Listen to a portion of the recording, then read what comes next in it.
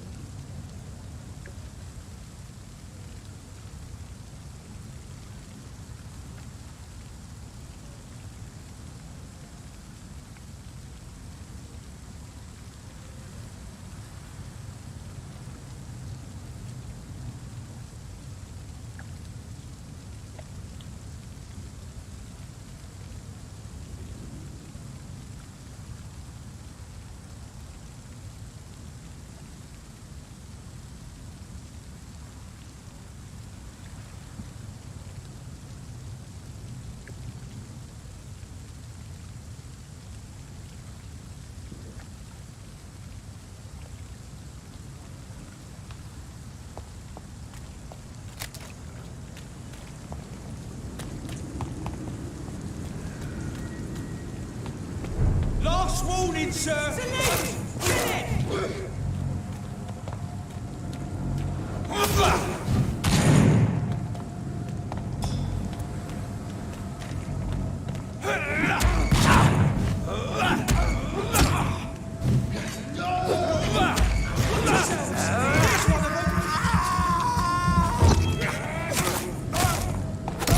Watch it! It's a killer! Finish it!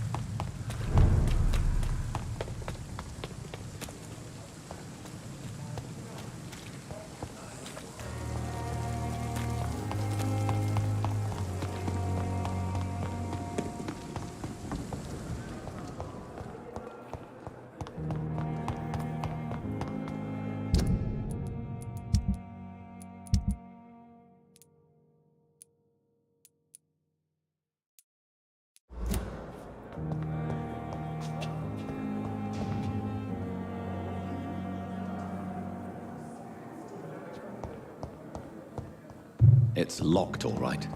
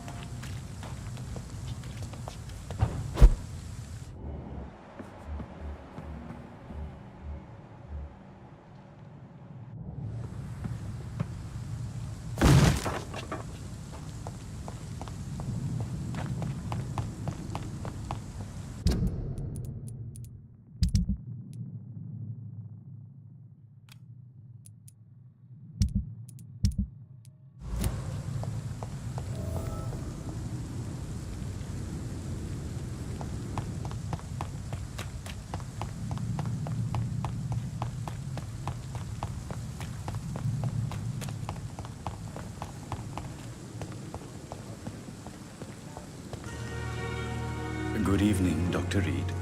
Such a... Please show me what you have to sell. Of course. It's just trinkets and curios.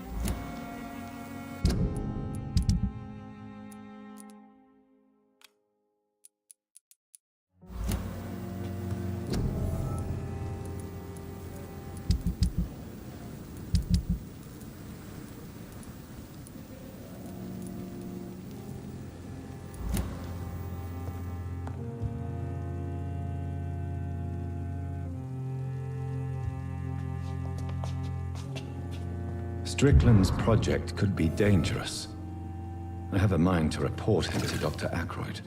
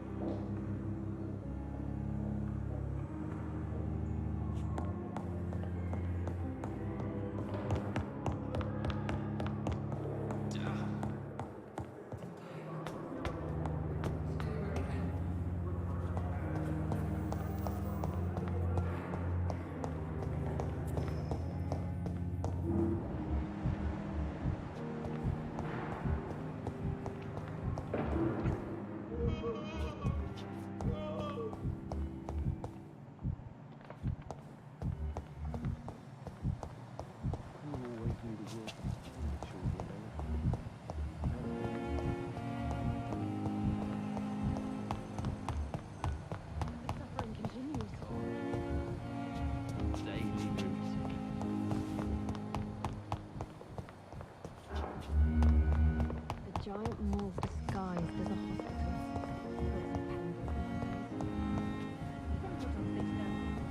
I could be sick again.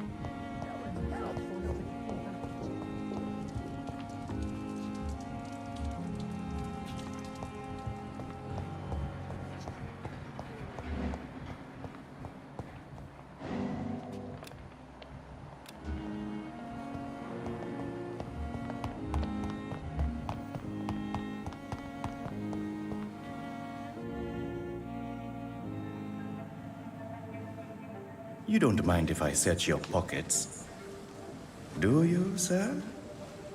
You won't need any of these anyway. I'm not stealing from you, mister. I'm only redistributing your belongings to people who need them more than you. You see, no one has claimed your body, sir, so it would be such a shame to bury you with your valuables. I will not forget you, sir. And I thank you for your generous donation.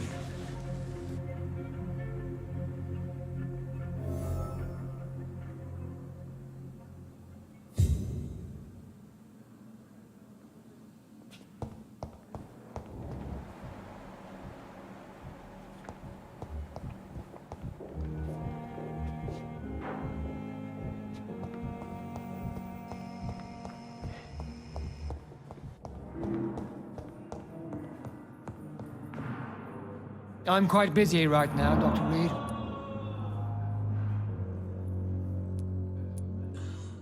I know that you're a busy man, but I could use your help and advice. The great Dr. Reed honors me with a request. What is it exactly? Dr. Strickland devised an experimental drug for the Spanish flu that he asked me to manufacture. You know what I think of fringe medical experimentation? That's exactly why I want you to keep the result, Doctor. I made sure it won't harm anyone, but I'd like you to take care of it. I see. Put it in my cabinet. I'll give you the key. I'll make sure no one uses this medication by mistake. I'll do that.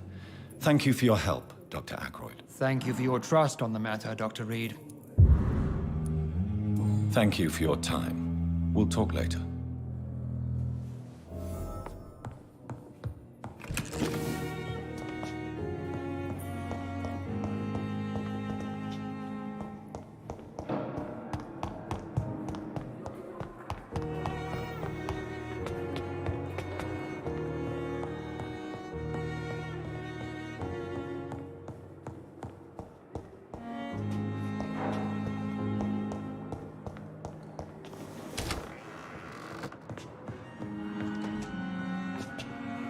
It's locked. Now that Dr. Ackroyd has been warned, he should make good use of this formula.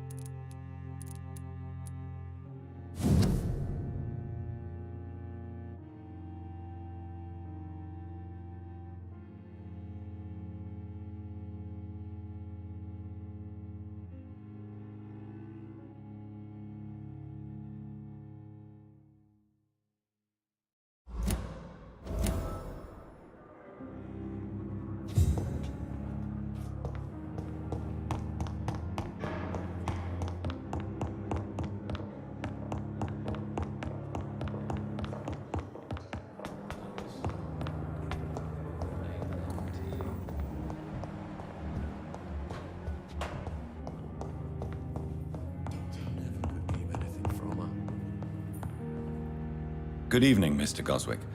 How are you? I'm okay.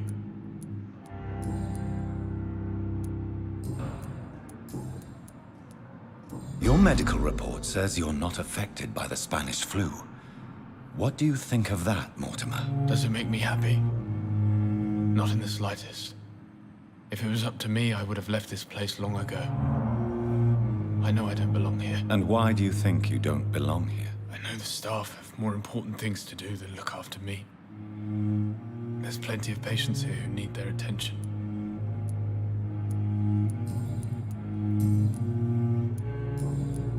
I have to go now, sir. But don't hesitate to contact me if you need any help. I'm all right. Don't waste your time with me. We like the book. Good evening, Doctor. How is my son doing?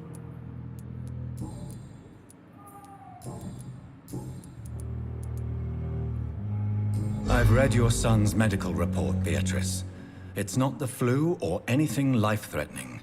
What has you so worried? He was at death's door when he was brought here.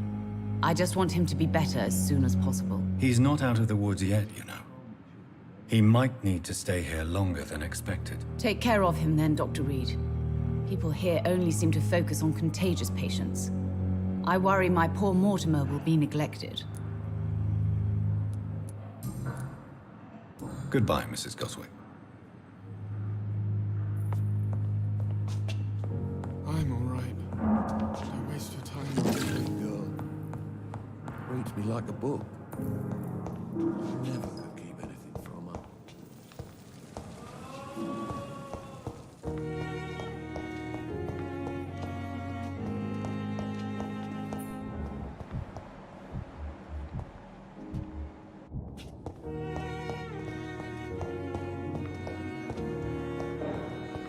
Come now, we can handle this.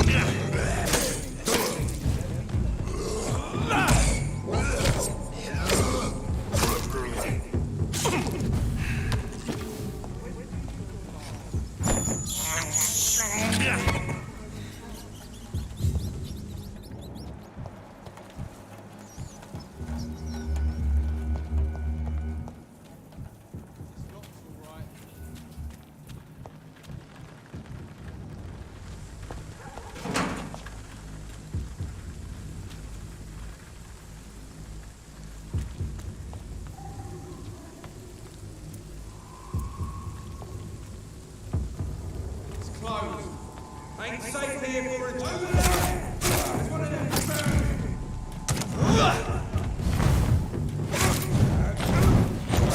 Oh Christ!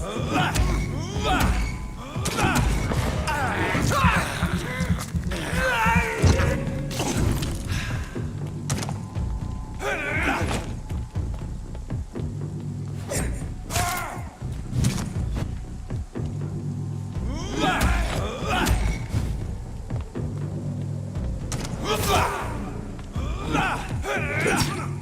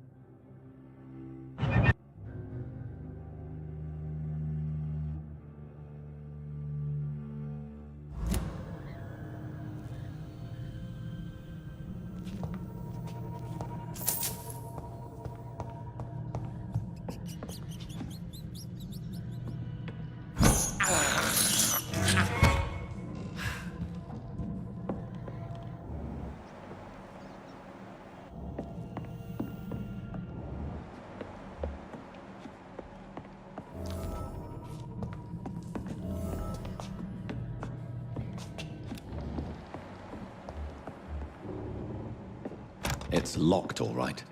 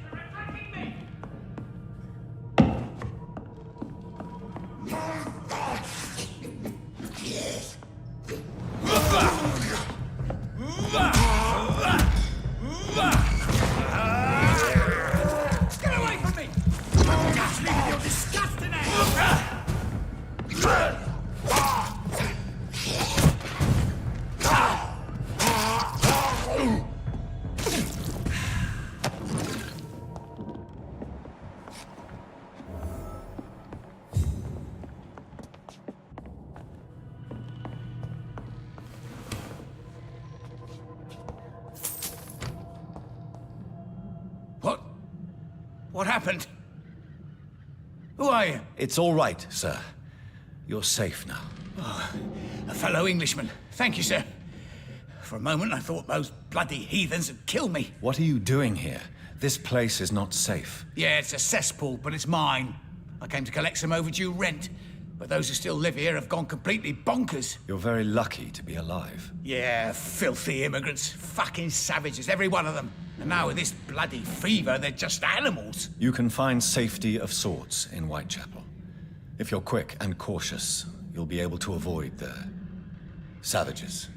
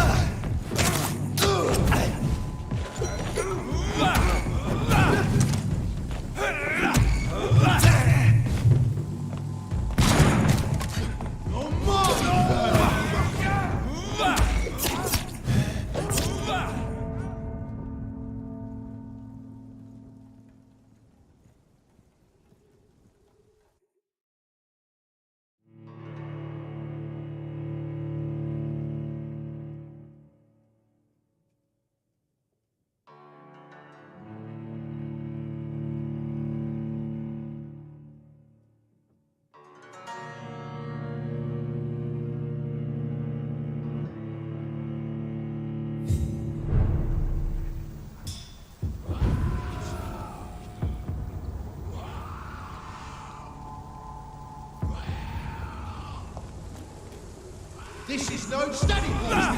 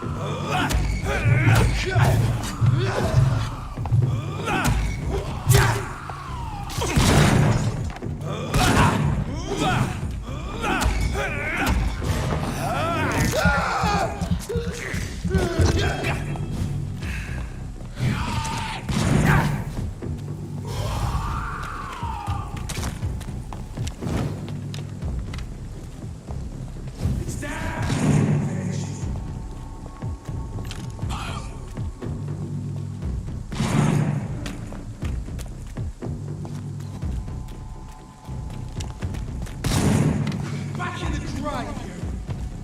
Burn, vermin!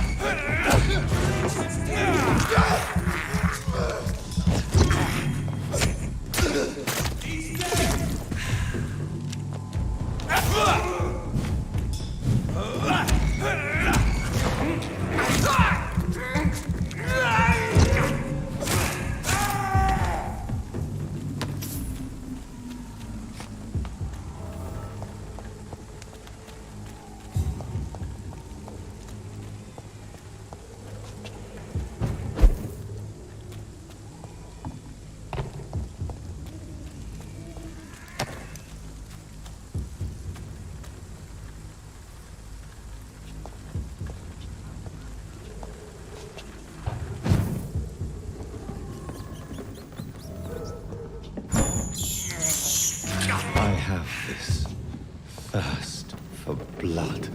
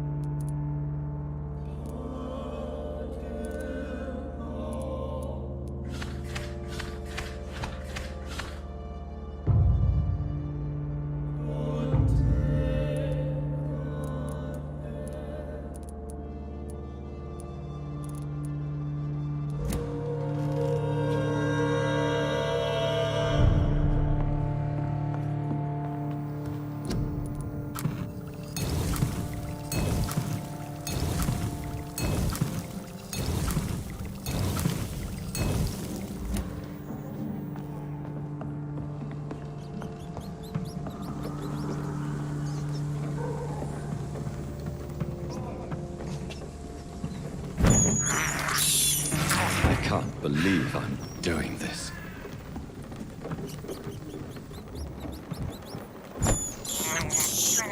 This is despicable.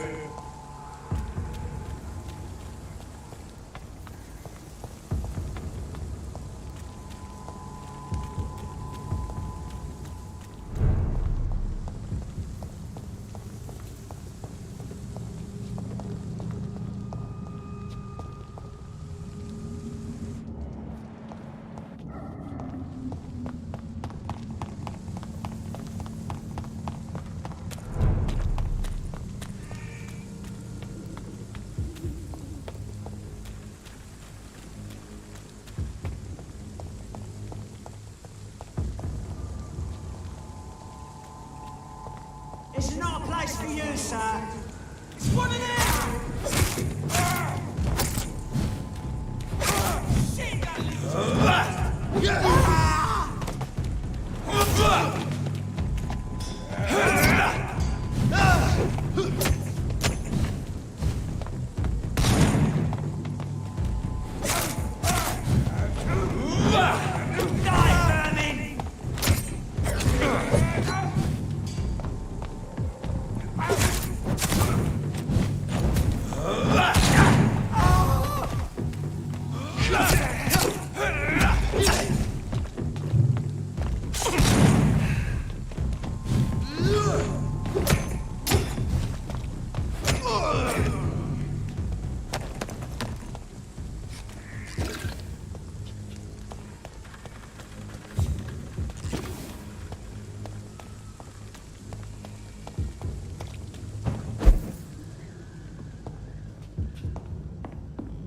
I cannot enter.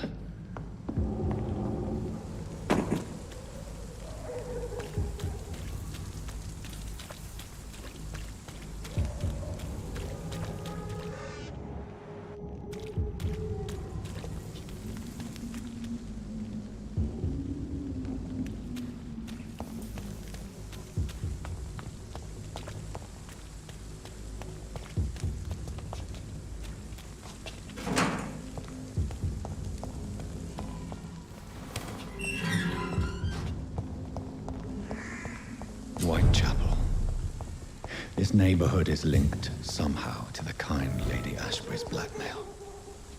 First, let's find this Petrescu fellow. Fuck you all! Fuck it all! Stop it now, Albert, stop it!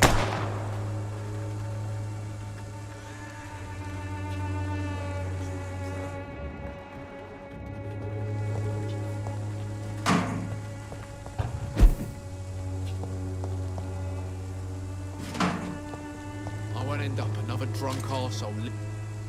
Are you all right? The bastard hit the wall next to me. I don't even know if he meant to miss. If you've been hurt, I can help you. I'm a doctor. Name's Albert. Remember it. Now bugger off. I found the recruiter you were expecting. He's dead, but he carried a note. The Wet Boot Boys have accepted your application. I knew it! I told you I was tough enough. I'll be free soon.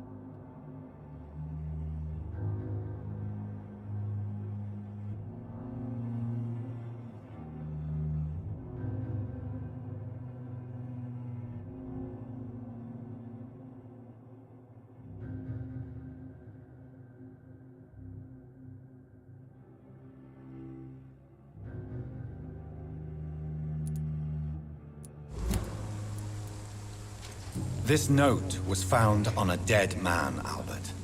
If that doesn't change your mind, then you must be ready to face the risks. You're all fancy words, none of which concern me. Go worry about someone else. I'm fine and I've a future here. Do you need assistance? Please. Feeling tired these days. There you go. Let's hope nobody steals it from you. Very funny.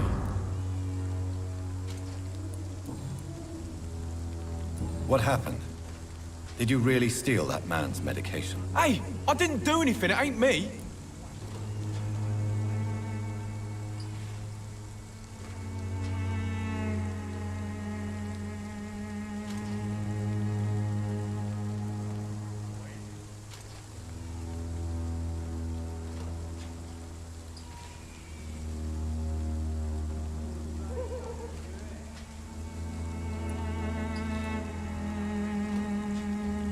Medication and drugs are a rare commodity in East London.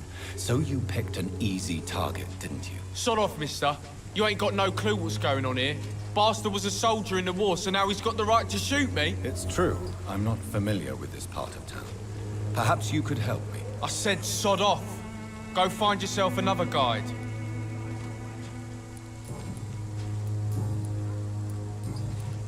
Do you know Nurse Dorothy Crane from the Pembroke Hospital?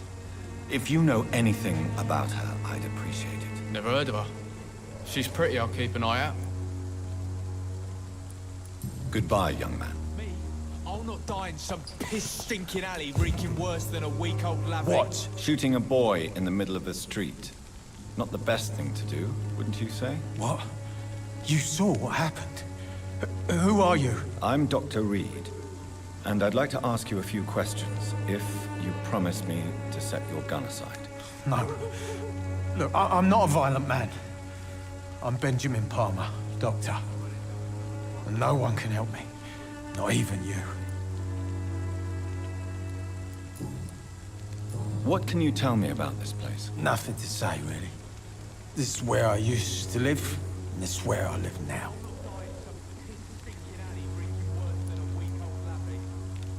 You don't have anywhere to go? No family that would welcome you? Not since the death of my wife, Albert's mother. She was sick, you see. Long before the flu and all this shit. You mean you used to have a better life? Yeah, I had a wife, a home, and a job. I even used to have a name. Now I'm just Ben. Ben the Tramp.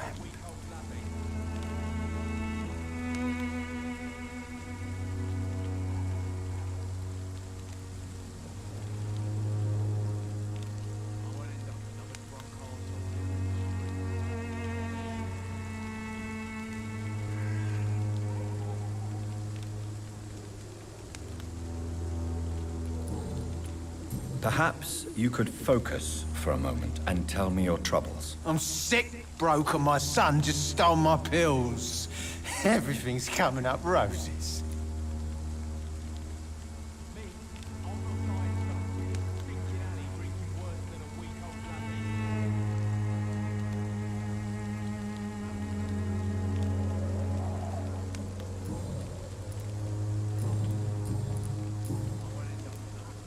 Whatever the boy did, I'm sure he didn't deserve a public execution. I swear I didn't want to hit him. It's just that I'm sick in the head, you see, and the boy just frayed me last nerve.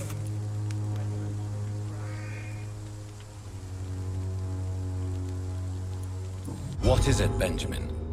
It was the war, wasn't it? Your nerves are shot, aren't they? I need some answers, Private. From one soldier to another. The doctors called me a liar, a coward. Put me in a straitjacket, locked me up. Finally, they sent me back to the front lines with a handful of tablets.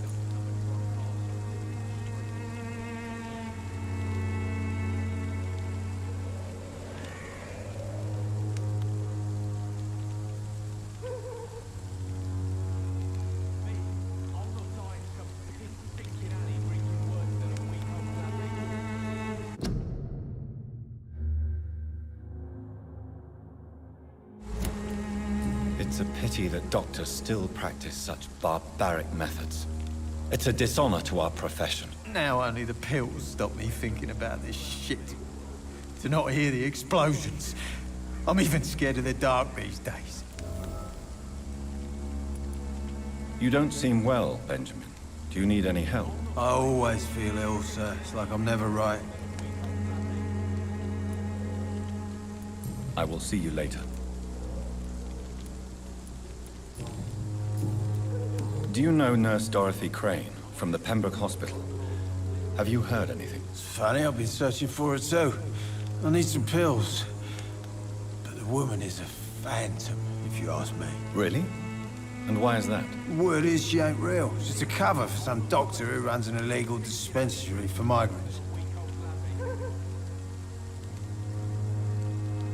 A gun, alcohol, and a bad temper make a terrible cocktail, sir.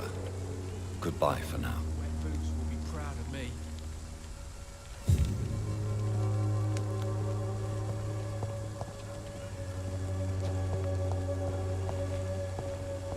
Me? I'll not die in some piss-stinking alley reeking poison. Good evening, miss. Good evening, sir. Are you interested in a miraculous cure for this unknown and deadly epidemic? Actually, I am. Then you have come to the right place. The famous Swanborough cordial is all you need to help keep you in perfect health. Oh, really? Why didn't I hear about it during my studies? I'm Jonathan Reed, by the way. Dr. Jonathan Reed. Ah, my brother has spoken of your research, sir. I'm Loretta Swanborough, and it's always a pleasure to meet a fellow healer. Tell me, who intrigues you most in Whitechapel? The region itself is something to see, but I would say Camellia the mute florist who gives away her flowers. Is there anyone I should avoid? Cadogan Bates, without a doubt. The bloody bastard remorselessly exploits poor migrants as soon as they get here. What do you think of the locals? Most of them are afraid or desperate. They all come to me eventually for my remedy.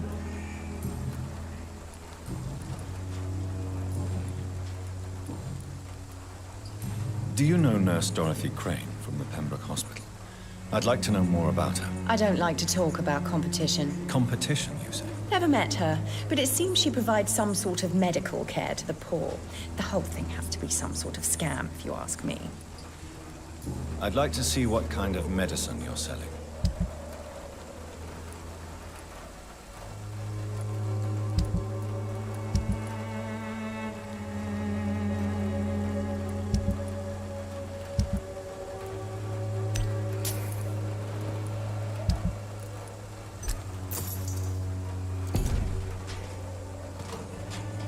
Its effectiveness has been proven by many.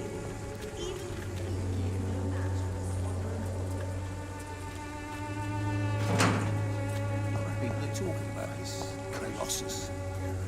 Good evening, sir. Do you remember me? If you're here for a reward, you'll be sorely disappointed. But I'll gladly shake the hand of a fellow countryman. I'm not here for a bounty. I'm a doctor. Dr. Reed from the Pembroke. A doctor? In Whitechapel? What an opportunity. My name's Bates. Cadogan Bates. Do you require assistance, Mr. Bates? Not me, but your skills could help a lot of people round here. That would help my business, because I say, a live tenant's a paying tenant. It's unusual to see someone so happy around here, especially considering the current situation. Why should I be sad now? There've always been wars, disease, tragedy. There always will be. That's an unusual way of seeing things in these trying times. I don't see why I should shed a tear for another man's woes. I'm healthy, and I intend to stay so. What help could I possibly be to your business? That's simple. I already get good money from all those fleeing the war. Can you imagine what they'd be willing to pay if I could offer medical assistance too? Mr. Bates, do not make me regret saving your life in this quarantine zone. I understand, Dr. Reed, you're from a good family. Don't want to get your hands dirty. That's fine. I'll be happy to act as your middleman.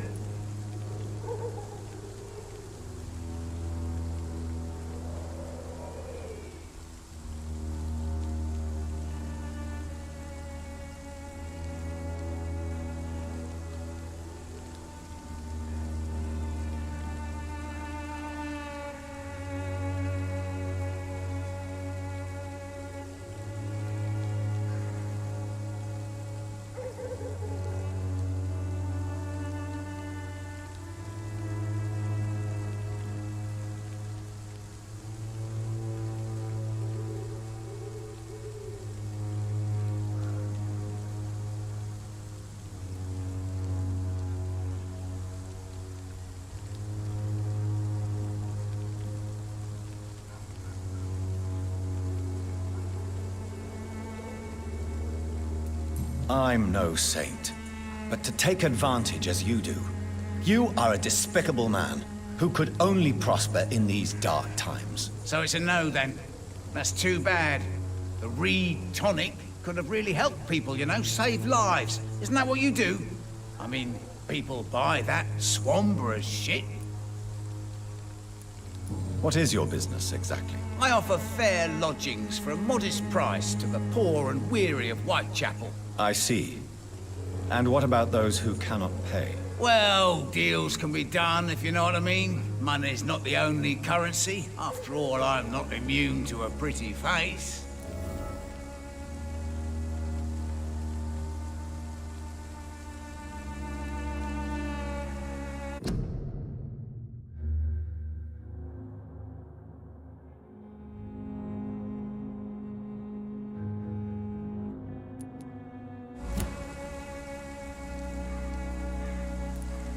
You obviously place yourself above the misery of Whitechapel, but you are as repellent an individual as I have ever met. Begging your pardon, I thought you was a man who could appreciate the complexity of the modern world.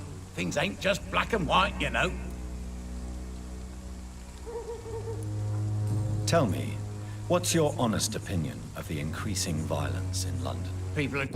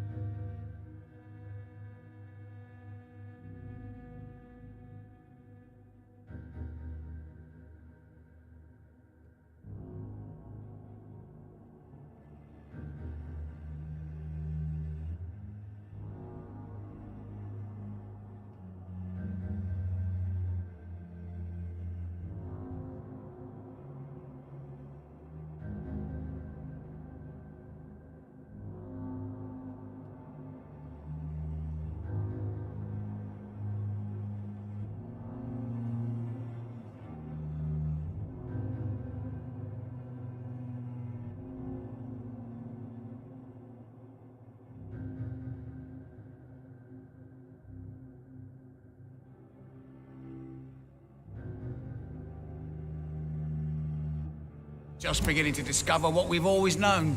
This city's rotten to the core. They just took their bloody time to wake up and notice it. What do you mean? People are acting like the violence is news. But it's always been savage down here. It just bubbles to the surface every now and again.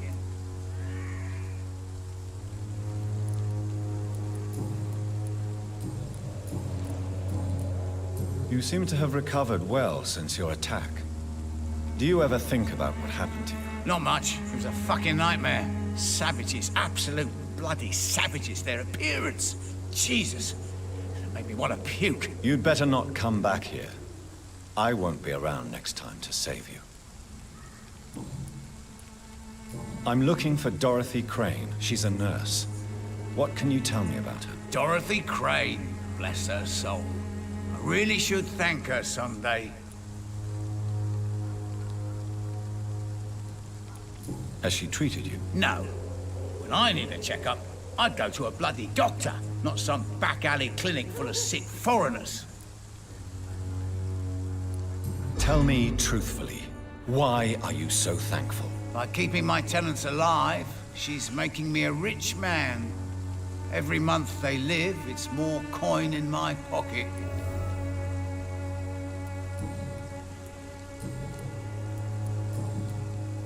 Goodbye, Mr.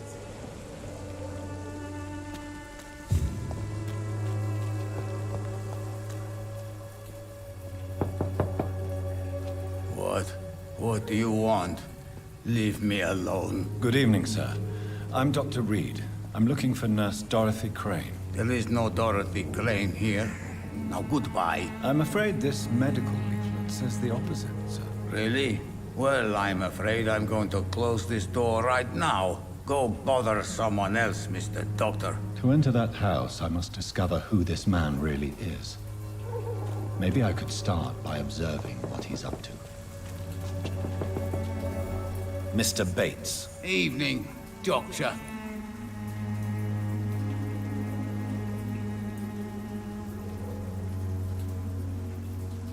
Goodbye, Mr.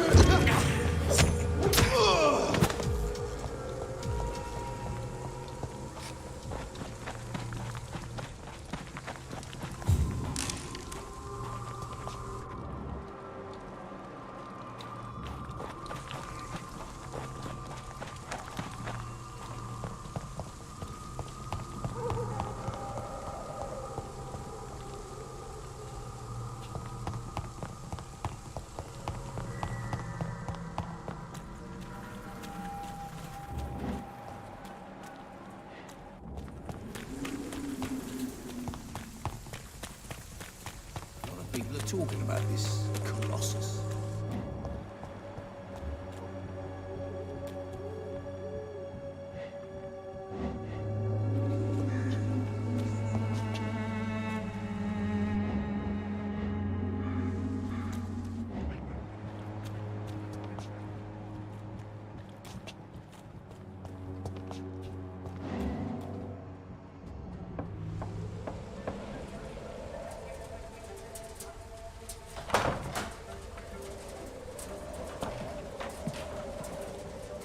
A strange man was at the door with a pass for our medical facility. I refused him entry.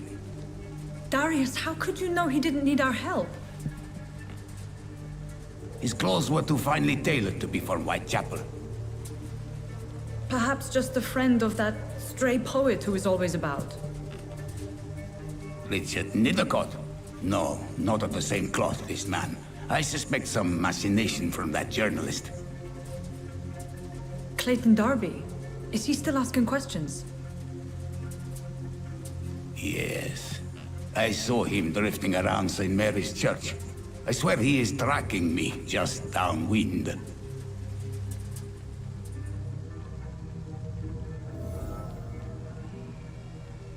I must talk to that journalist or the poet. They must know about Darius. Nearby the church they just mentioned.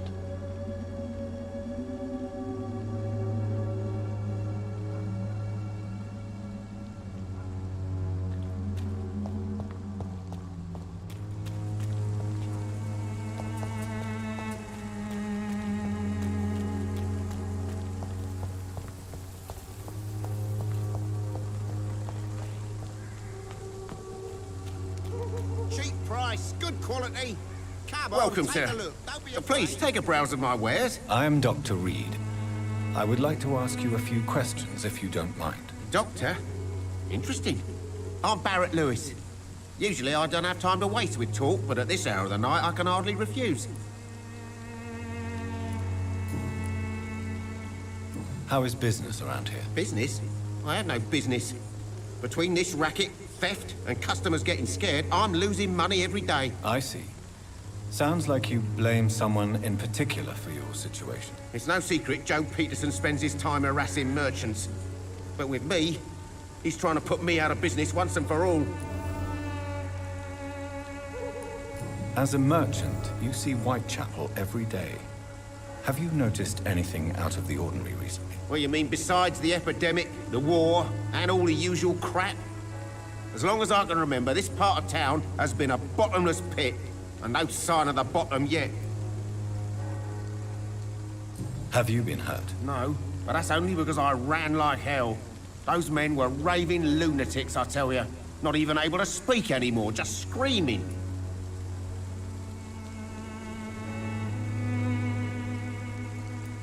Violence is increasing in the borough. Yeah. A few nights ago, some blokes jumped me. Came out of one of the condemned workshops. Fever, madness, something like that. Where did this happen? Why did you go there? In the closed workshops nearby. I worked there as an apprentice in better days. Now I only go to find trinkets or tools. Too bad I was mugged, though. There was good money in that little box of loot I lost.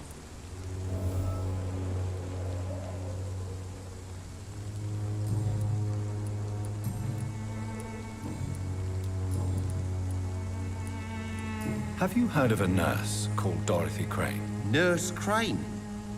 So the bitch really is a nurse, then? Always thought she was just some crafty foreigner, that one.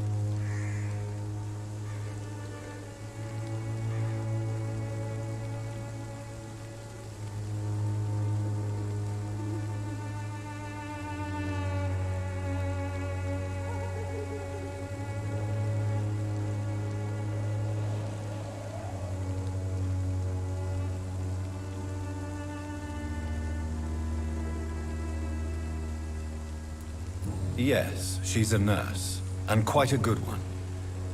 What did she do to gain such notoriety? Dorothy Crane ain't even a real name. Something like Dorothea Craniu. Something like that. Came to England fleeing the war, I was told. That doesn't explain why she irritates you so much. Your precious Nurse Crane gives away medical supplies and prescriptions for free. I offered to sell it for a fair cut, but no. Miss Crane wanted to play the quiet saint. Right then.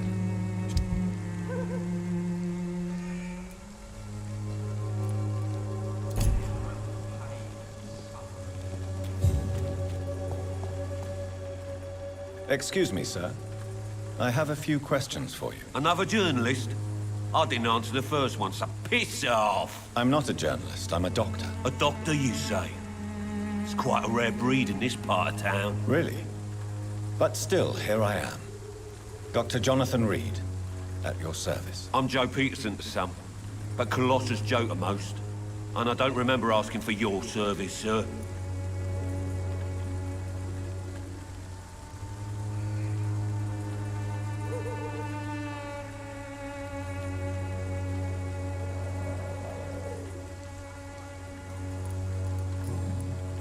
May I ask what you do around here? I do whatever I want, and sometimes even more. Now sod off. According to you, physicians are scarce in this part of town. Why is that? Not familiar with this neighborhood, are you? I guess your fancy colleagues are too afraid of being stabbed in the back. This part of town does have quite a reputation. Would you say it's justified? Totally. Look at me, for instance. I always look my opponent in the eye before knocking him out. How did you become the local bully everyone is afraid of, Joe? There's no pride in roughing up poor bastards. But this is the only job I've found. And it pays well, too. A job? So you're racketeering for someone else? I got enlisted by the Wet Boot Boys, a gang from the docks. I'm their muscle for their dirty work.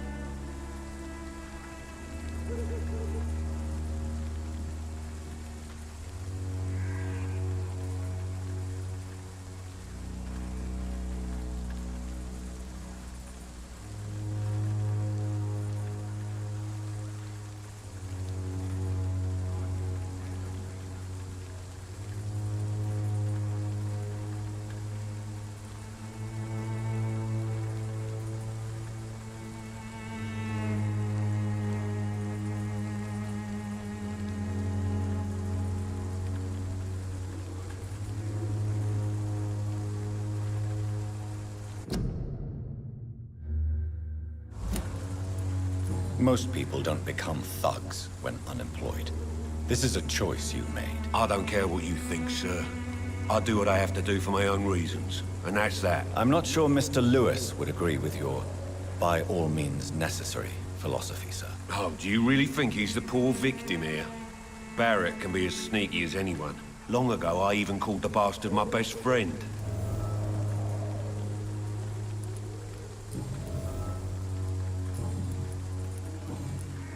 Have you heard of a nurse named Dorothy Crane?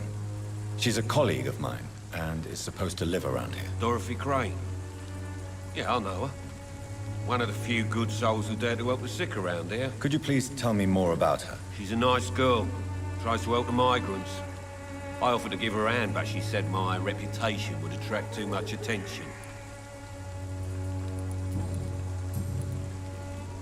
Goodbye, Mr. Peterson.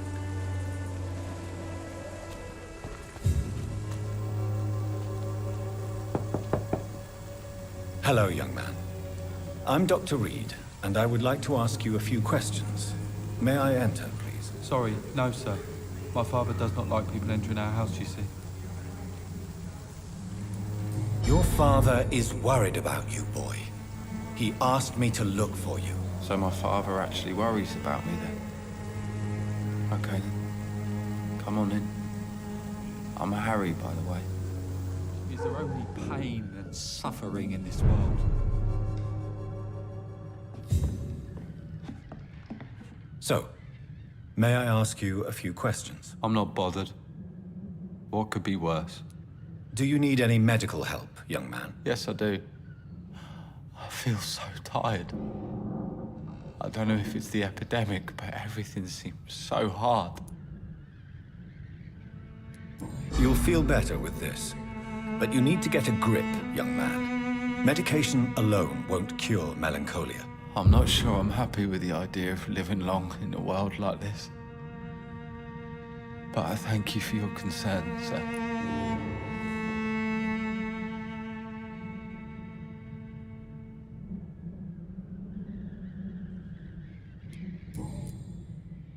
How do you feel? I'm fine. I mean, it's not easy every day, but I'm fine. I'm just tired of being sick all the time. If only I could be tough, like... well, you know. Speaking of which, what can you tell me about your father? My father is an idiot who makes idiot things. That's all I have to say.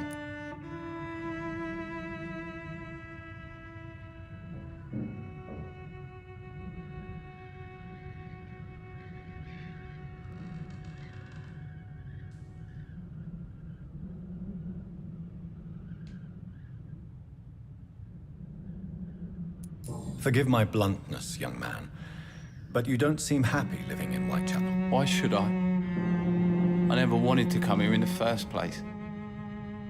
It was my father's decision. And look around you. Does this look like a nice place to live?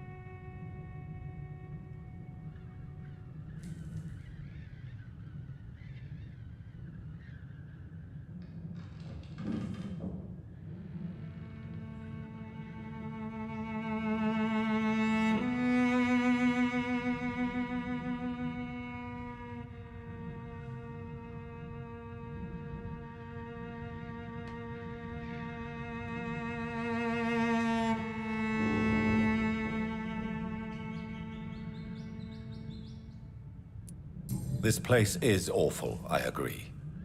But does that not mean your situation can only improve? That's exactly what my father says. Harry, you should be grateful for what you've got. But I wasn't even consulted when we moved here.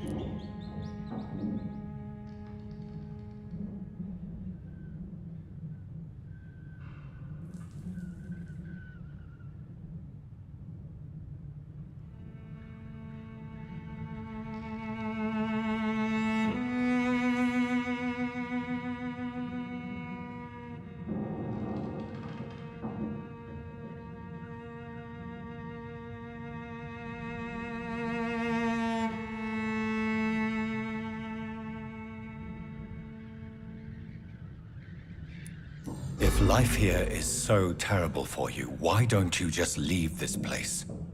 Have you ever spoken to your father about it? I don't go outside. It terrifies me so. I went outside once without my father noticing and I saw terrible things. Bloody and frightening things. So that's why you stay at home all day? For fear of the epidemic? I'm not afraid of disease or death, Dr. Reed. It's the living I'm afraid of.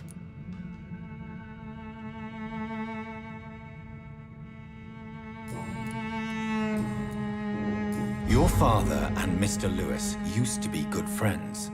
What happened, Harry? I was young then. I don't remember Mr. Lewis ever coming back again after my mother died. Or was it after my father started bullying him? I don't know. Have you tried speaking to Mr. Lewis about it? I don't go out often, but yes. And he scolded me and told me to leave him alone. I guess my father frightens him too much. But you are not responsible for your father's actions. Am I not? Dad always says that he joined that gang for my safety. So if I wasn't born, people wouldn't be worrying about Colossus Joe.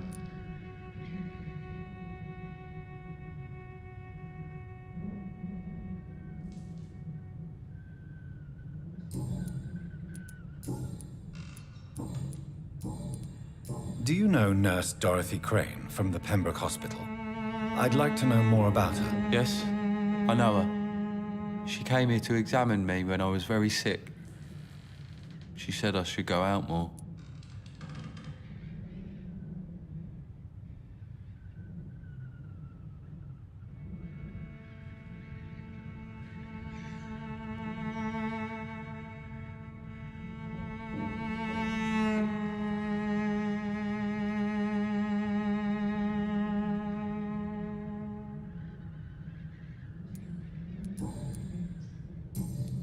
Goodbye, young man. Take care of yourself. Even my dreams are soaked with gloom.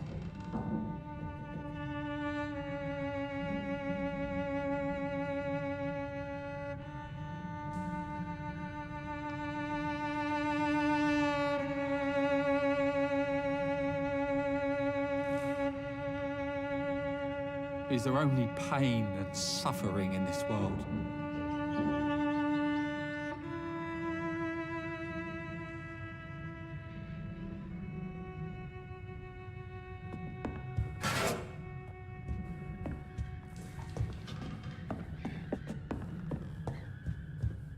Is there only pain and suffering in this world?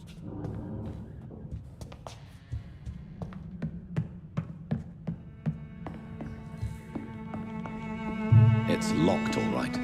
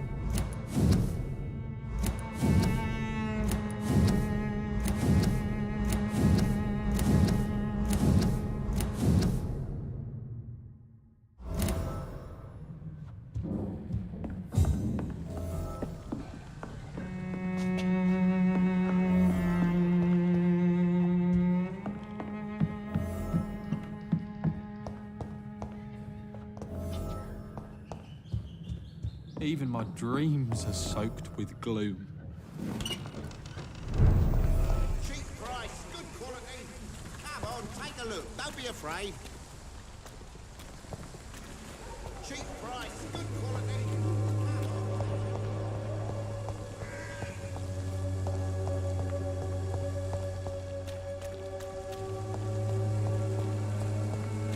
The disease upon us is not an accident of nature. Forgive my interruption. Do not apologize, my son.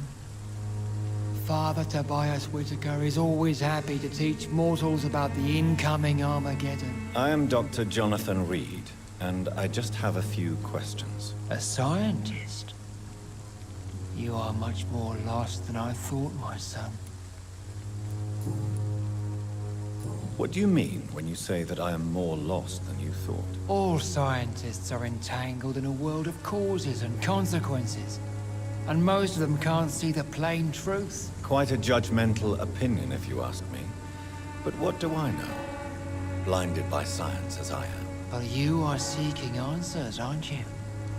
Answers about the Armageddon about to strike the city. Answers about the hidden truth.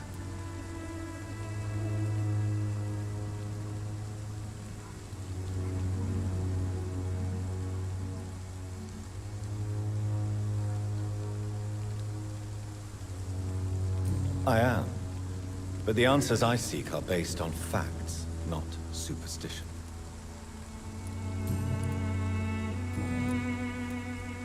Have you any friends? Any family left in these terrible times? No. But I have a disciple I see as my son. He is so devoted. I send him to preach the good word in the heart of this corrupted city.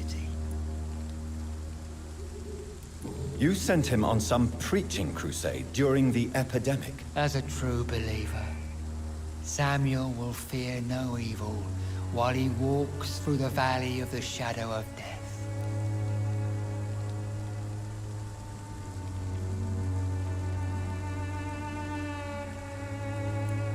Where did you send him? I sent Samuel to the Stonebridge Cemetery, where the pestilence and evil grows night after night.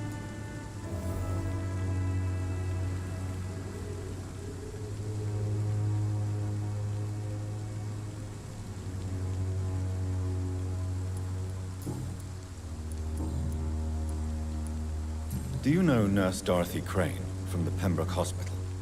I'd like to know more about her. I don't like the liberal ideas of nurses, but I especially abhor that Nurse Crane you mentioned. So, you're not exactly a fan of Florence Nightingale's work. But nurses are essential for modern healthcare. Nuns should be the only women allowed to take care of male patients. It's obvious only they have the necessary moral fiber. Why do you hate Nurse Crane more than other nurses? Before coming to London, she was a member of the communist resistance in our country. That's what happens when you let a woman get involved in politics. I have heard enough for tonight.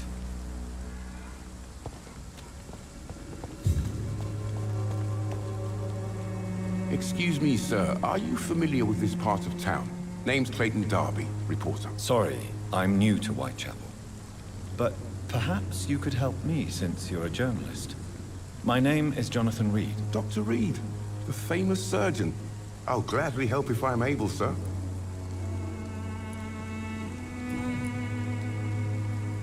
Why are the newspapers keeping silent about the Spanish influenza? It's as though none of you care. There's a war going on. People shouldn't be demoralized by news of deadly diseases.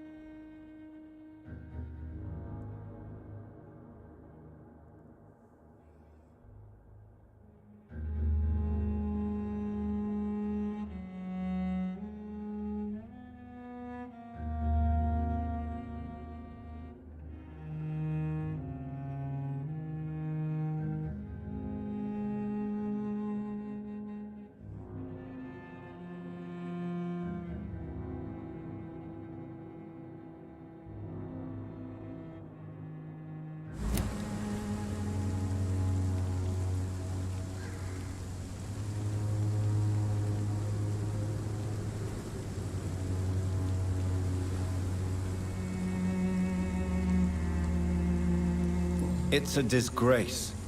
People are left to die alone. No one is properly informed of the risks. These are bad times indeed. So much for the glorious British Empire. Do you need assistance? That would be nice of you, Doctor. Who knows what I may have caught during my investigation. If you persist in investigating the most pox-ridden boroughs of London, you must accept the risks. Thank you, sir. Have you any idea of the danger you face in these streets at night? I've had to run and hide more than once from frenzied mobs incensed by the fever. Do you think the flu is really responsible for this, Doctor?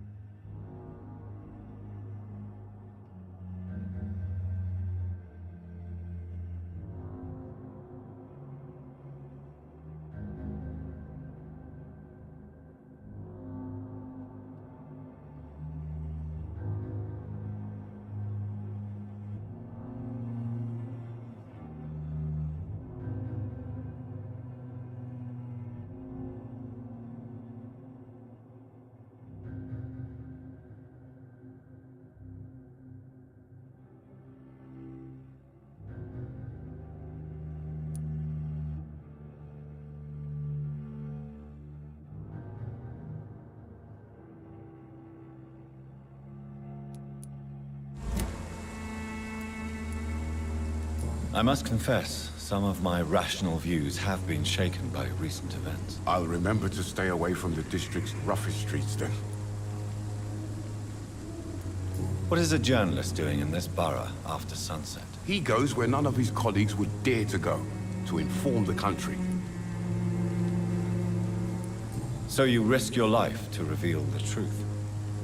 I saw many reporters do the same during the war. Whitechapel is the crucible of so many untold stories and tragedies. I want people to know them.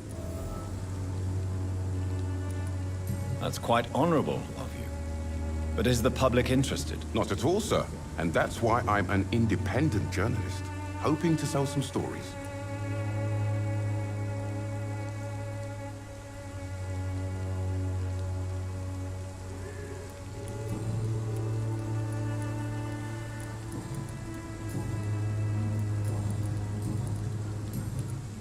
I heard you're investigating an underground medical dispensary in Whitechapel. What do you know about it? Not much, I'm afraid. They are wary of strangers, and I'm not really an acquaintance of theirs. Why do you care?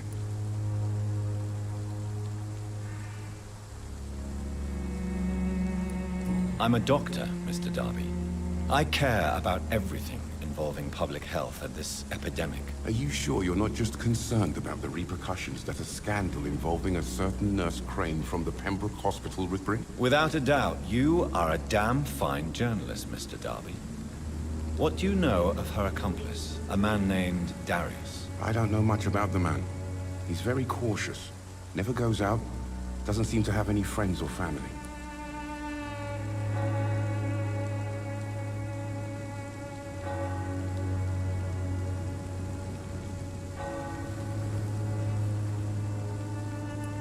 He has no relatives at all? No. Except for that strange man, a poet named Richard Nethercott, who sometimes comes by. Darius would never let him in. Where can I find this Mr. Nethercott? He spends most of his time lurking around Whitechapel, talking to himself or declaring verses. These days, you can usually find him behind the church.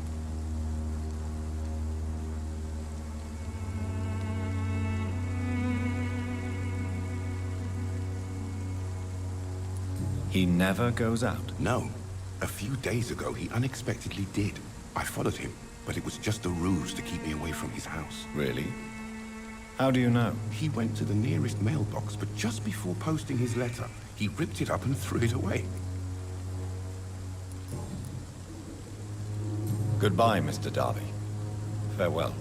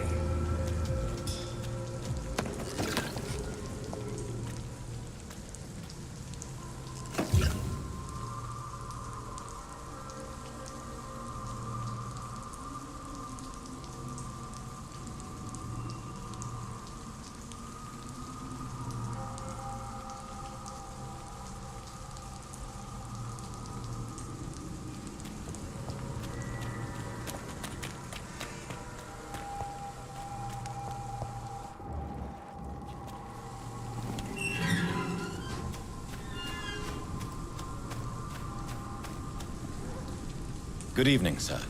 I'm Dr. Reed. I would like to ask you a few questions. Please be my guest. Although I may not be the best informant regarding this part of town, my words speak about that which the eyes cannot see. Really? Are you an artist of some kind? I'm a poet, sir. Richard Nethercott, at your service.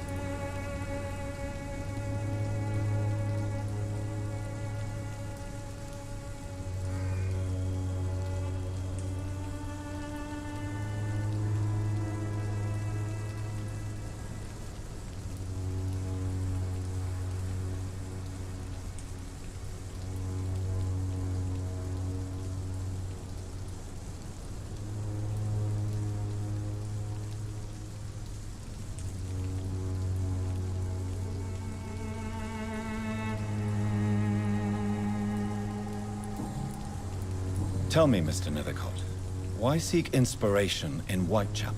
The place is not beautiful per se, but how to explain it? Stirring and challenging.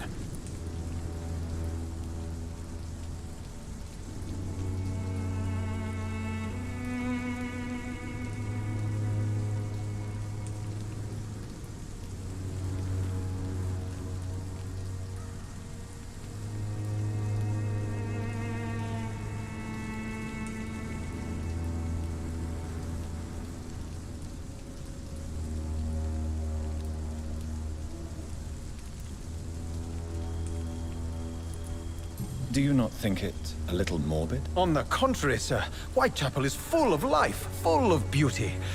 Just like my dear muse, the wonderful Camellia. What can you tell me about Camellia? Not much. And that's the beauty of it. She can't speak, you know. She's a locked mystery who exhales kindness and sweetness.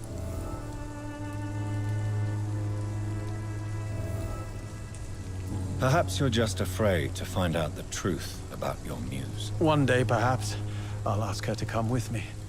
But will she still be my wild flower of Whitechapel if she moves uptown? And have you ever tried to learn more about her? Where she lives? How she survives? Whom she may know? Maybe I prefer she remains an enigma. Reality can be so dull, don't you think? In what way, exactly? The struggle by gaslight, the barren smiles, and the added hunger under the rain. If you say so. Such vibrant antagonism and vivid paradox. The stripped humanity raged across each street. Vivid, of course, yes. And what about the poignant distress? Oh yes, the poignant distress. You see what I mean, don't you? That's what I want to write about, and that's what Whitechapel is made of.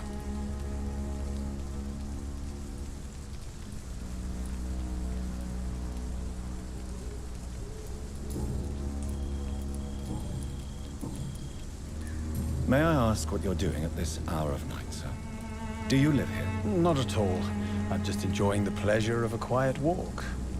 Though night talks are always preferable, if you ask me. Especially with strangers.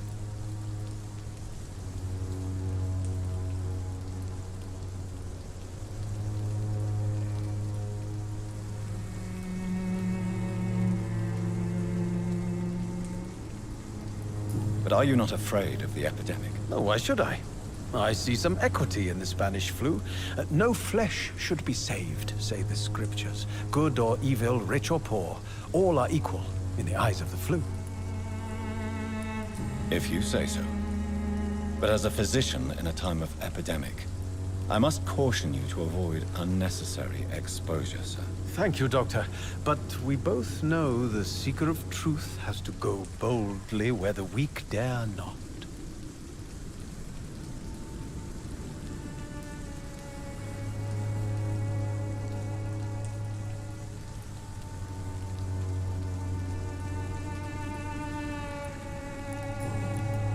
What are your thoughts on the terrible situation in this city? Terrible, you say? No.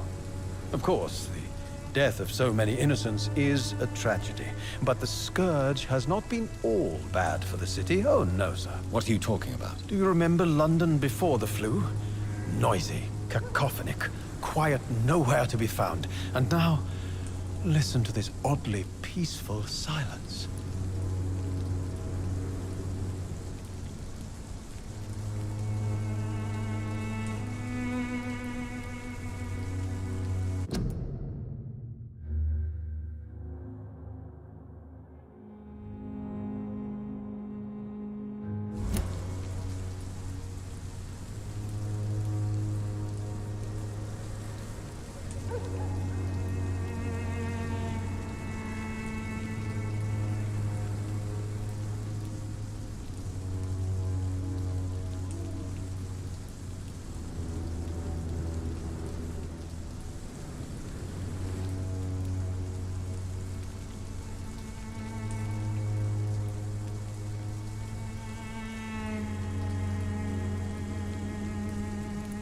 Yes.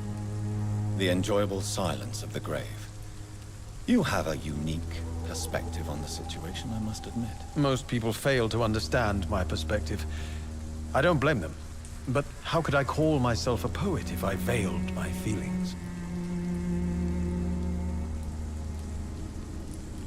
Are you aware that your life could be in danger in this part of town? But this is where I must be to feel the real beat of the city. I had to come, see it for myself, alone.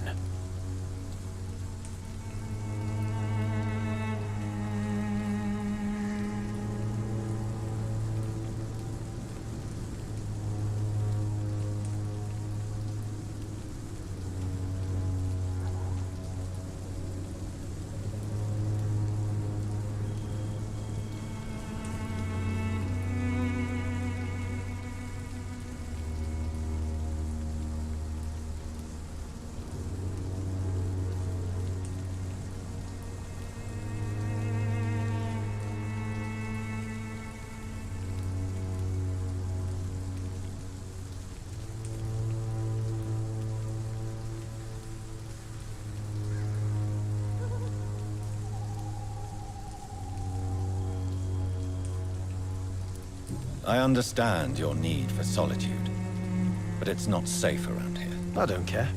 I don't have many friends, Doctor, and my family despises me.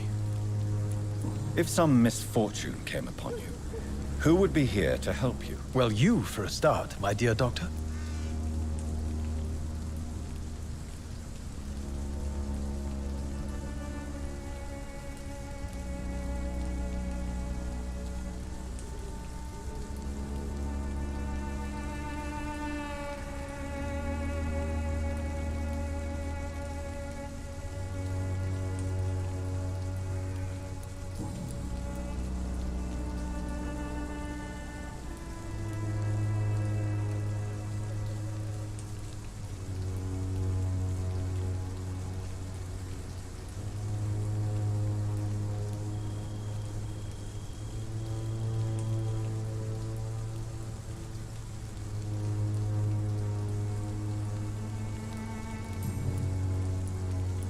May I ask you a few questions about the district? Extraordinary part of town, is it not? I'll be glad to help you, if I can.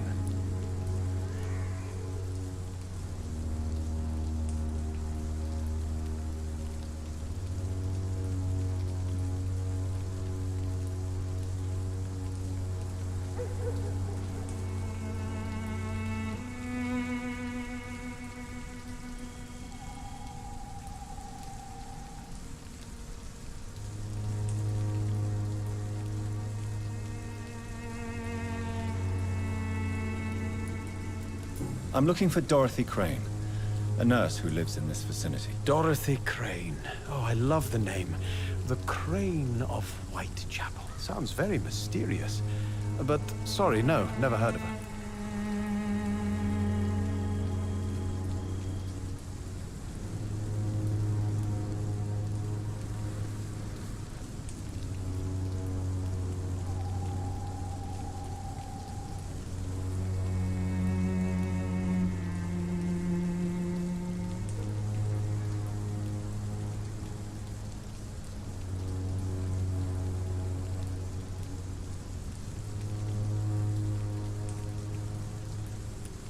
What can you tell me about an old man called Darius? Darius Petrescu? Yes, I know him. At first, I thought he was only a small publisher. I invited him to publish my work, but his reaction was pretty clear. Not interested in your talent? Darius is an old political activist who takes delight in printing tracts and lampoons. Those communist activities only require me.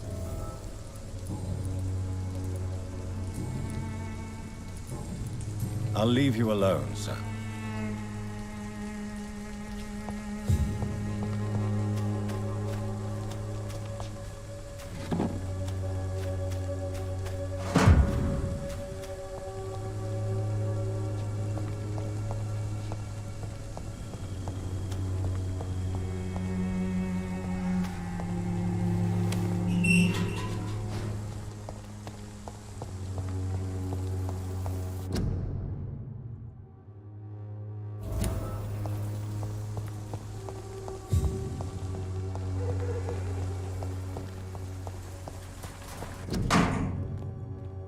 The content of Darius' letter to his children could give me more leverage to enter.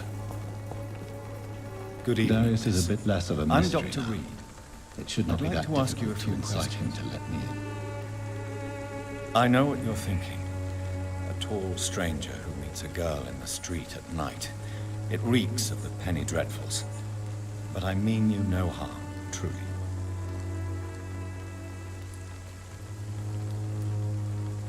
I know you understand what I'm saying. Your silence has nothing to do with you being mute, does it? Tell me about Richard Nethercott. I understand he is quite fond of you, Camellia. Camellia, I know you work for Dorothy Crane. Please tell me about her secret dispensary. A stubborn and mute comrade. Nurse Crane and Darius Petrescu have been clever. Very well. Goodbye then.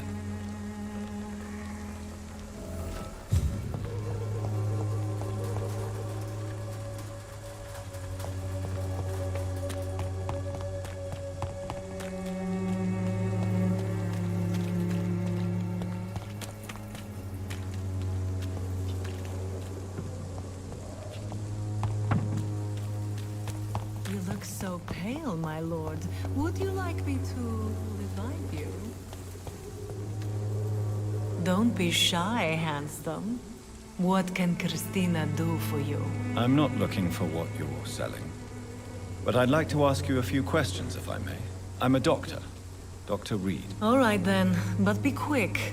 Though I usually get paid when I open my mouth. Christina, have you been examined? The epidemic is spreading fast in London, and you could be exposed, or expose others. I don't like doctors or hospitals, but I don't like you asking questions. Considering your line of work, I assure you it is only a matter of time before you have health issues. If it is going to happen, it will happen. Right now, I need money. That's what's important. You can put your own life in danger, that's your decision. But what about your clients? If you're contaminated, you will put them in danger too. And you think that would worry me? If you knew the men I deal with, their health would not be what you'd worry about. Clayton Darby claims he will expose the crisis in Whitechapel to all of London. Do you believe him? I believe Clayton's courage will erode with time, until he finally leaves Whitechapel to start another fight somewhere else.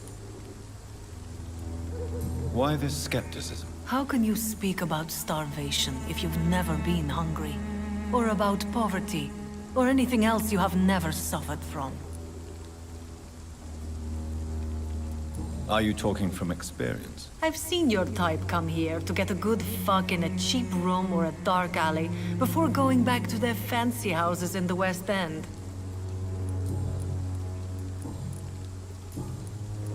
Tell me about yourself. Are you joking with me? People don't usually come to see me for conversation. I have no interest in your work. I am, however, curious as to what led you into this career. Short story. The war, exile, and England. This country is not especially welcoming. I've been refused many jobs because of where I am from. I had few options left.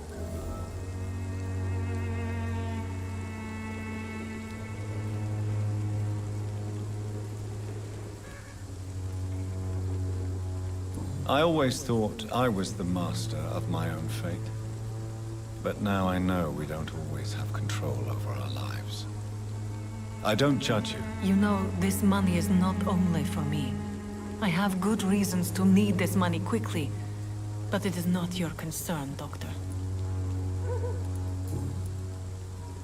Do you need any assistance, Miss Popper? It depends on the price of your medicine. I am shocked that you would think I am that sort of man. Forgive my suspicion. I'm so used to liars with good manners. Thank you, sir. Do you know Nurse Dorothy Crane from the Pembroke Hospital? Anything you can tell me about her would be helpful. I don't know her, but I know her name is Dorothea Crăciunescu. She came from Romania like me and many others. You seem to respect her. Dorothea helps the sick people of Whitechapel. Everyone should respect that. Goodbye, miss. Take care of yourself as best you can.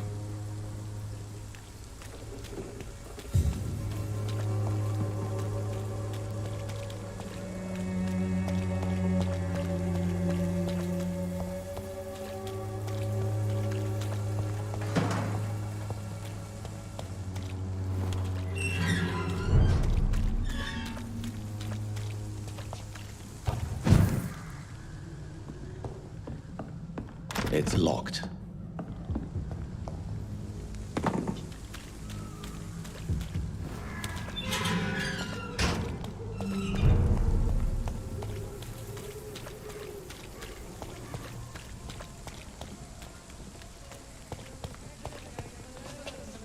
Pay me a glass and I'll be gentle. Pay me a bottle and I'll...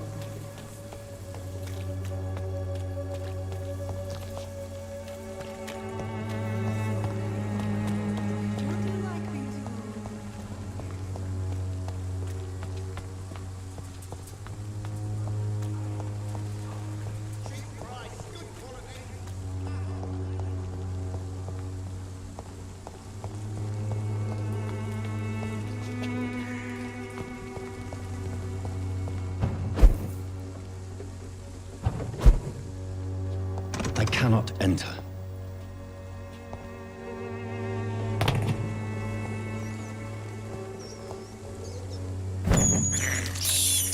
I have this thirst for blood.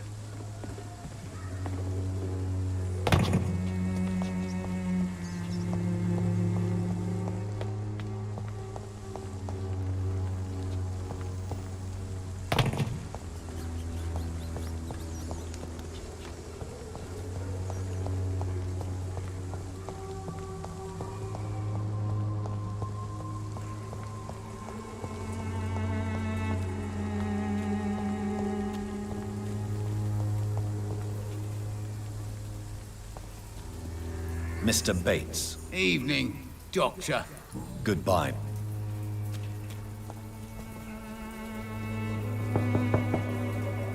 Mr. Petrescu, just 1 minute, please. You again. Go away. Sir, wait. Stop this nonsense. I know Nurse Crane is here. Shall we speak man to man, you and I? All right. Speak up. Don't you see we're on the same side? We fight to help the poor, sick, and abandoned. I'm nothing like you, Mr. Doctor. Yes, you are. You too believe in providing medical care without charge. You know what we have to sacrifice to make the world a better place. I have to admit your words have conviction. All right, I'll let you see, Dorothea. Don't make me regret this, though.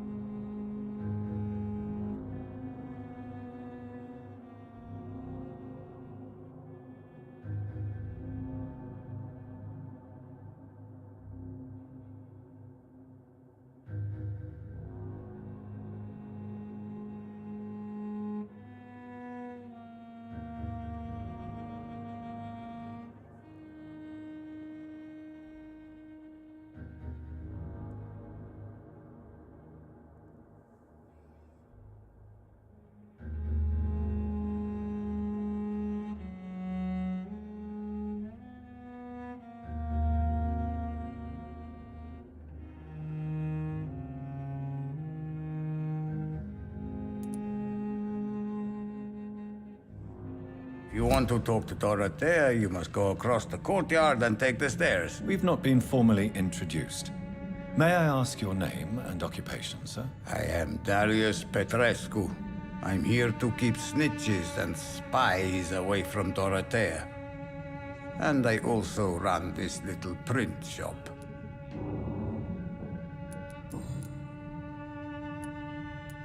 So Dorothy's real name is not Crane? Like myself and many people in this area, Dorothea is from occupied Romania.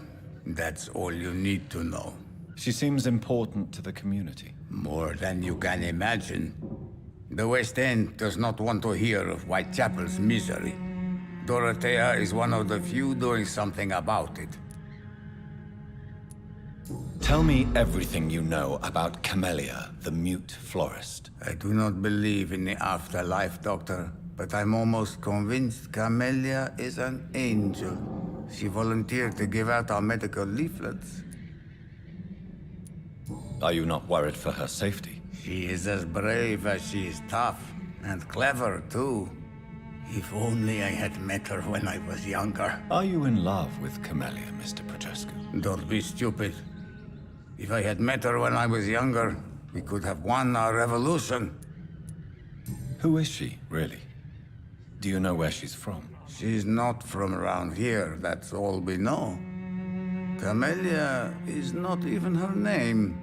It's her favorite flower. You say she has no close family? Well, there's that awful poet who constantly follows her around like a lost puppy. A good man for sure, but a very poor writer. Tell me everything you... I do not...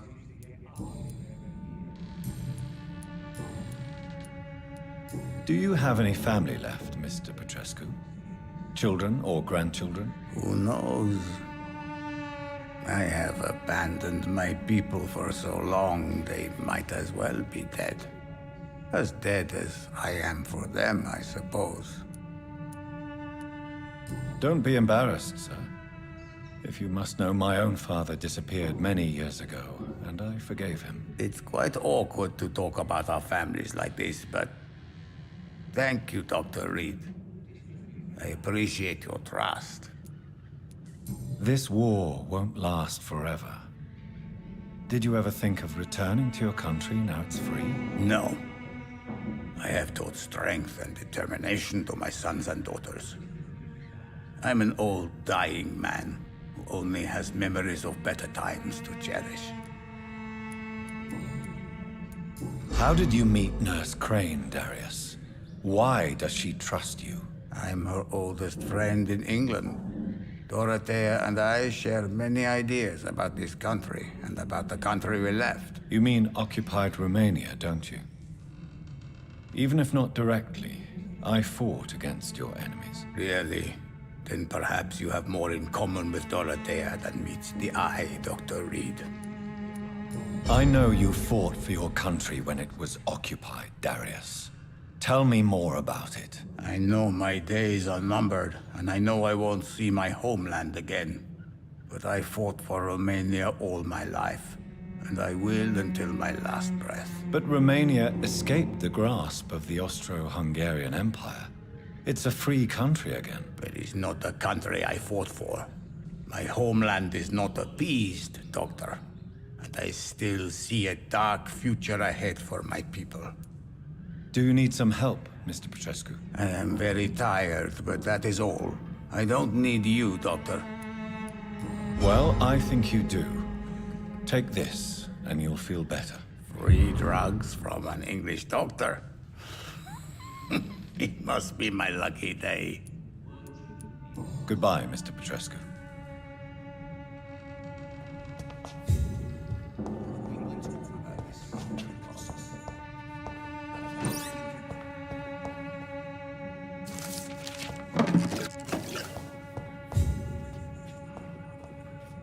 It's locked.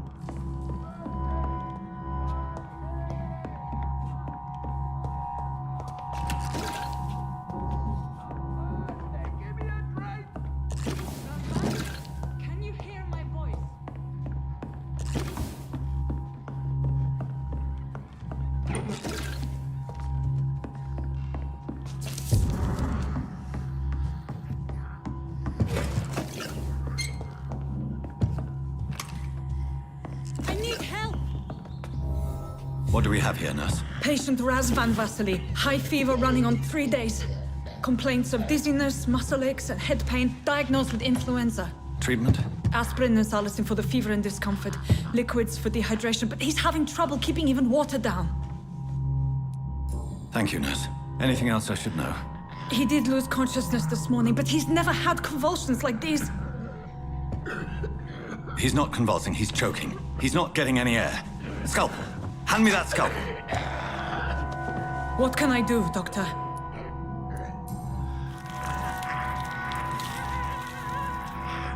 I need to perform a tracheostomy. Short pipe. That rubber tube will do. We're going to cut a passage for air through the neck. Yes, Doctor. He's breathing again, but he's coughing up blood. Internal hemorrhaging. I need to make another incision into the chest cavity to drain the fluids from the lung.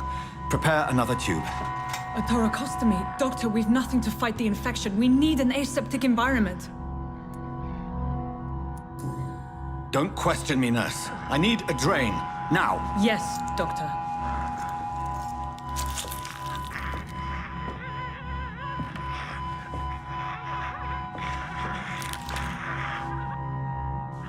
He's still bleeding, Doctor. I'm losing his pulse.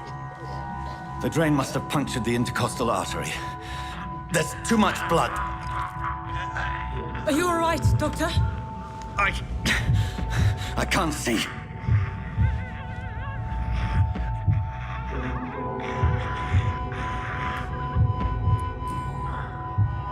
I must first suture the artery.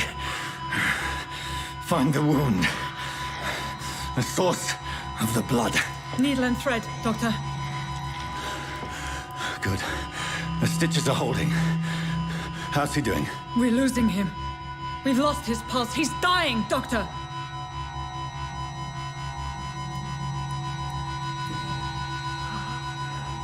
A dose of epinephrine, now. Yes, Doctor.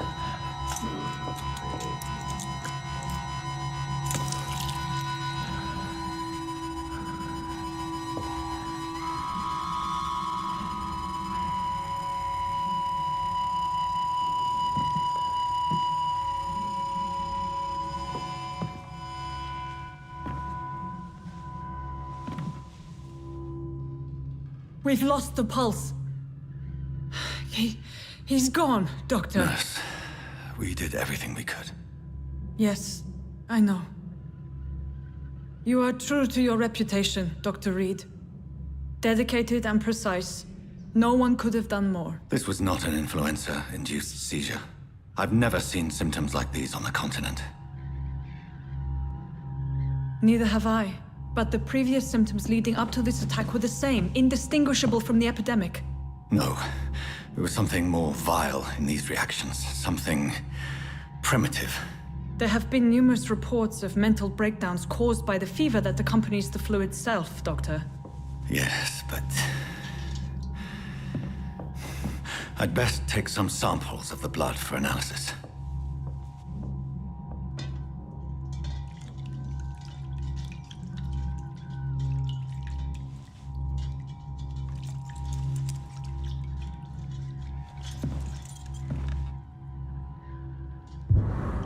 I doubt you're here to test my bedside manners.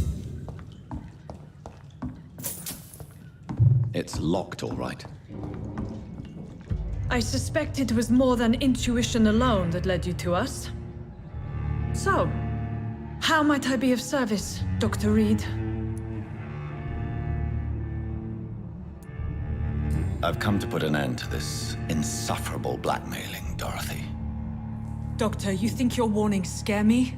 I've stolen and plied, blackmailed and lied, but what else am I to do? I'm all these people have. But why Lady Ashbury? Why her, of all people?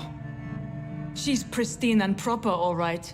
But that she-wolf in sheep's clothing murders the poor for sport. I have her where she belongs, and I'll milk her for all she's got. Dr. Swansea is a sensible and honest man. He wouldn't have refused your friend's care at Pembroke. It's easy for you to say, Doctor. These people cannot go to the police, nor to the hospital. They don't even speak English. They depend on me for everything. So, the end justifies the means. Is that your defense?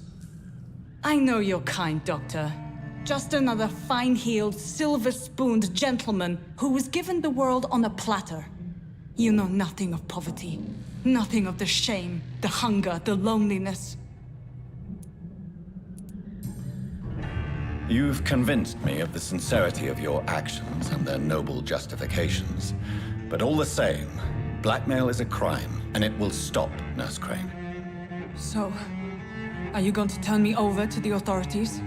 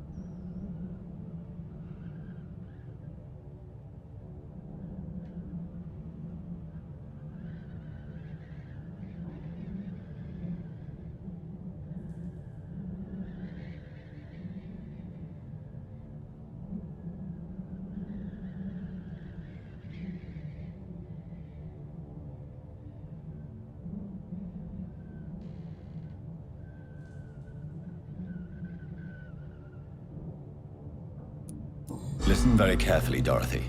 You will erase from your memory everything you pretend to know about Lady Ashbury and Pembroke Hospital. Let that rich bitch off the hook over my dead Nurse body. Crane, enough. Listen as if your life depended on every word.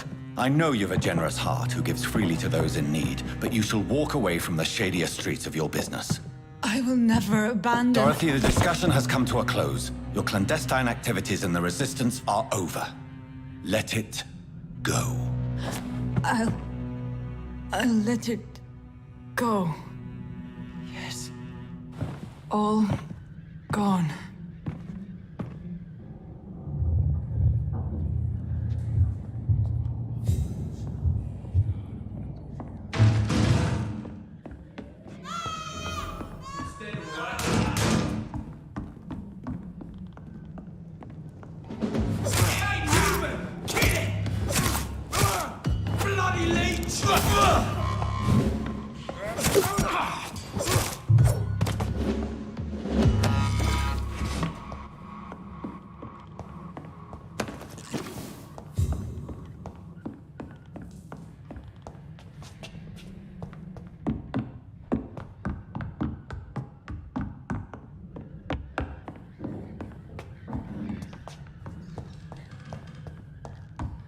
It's locked.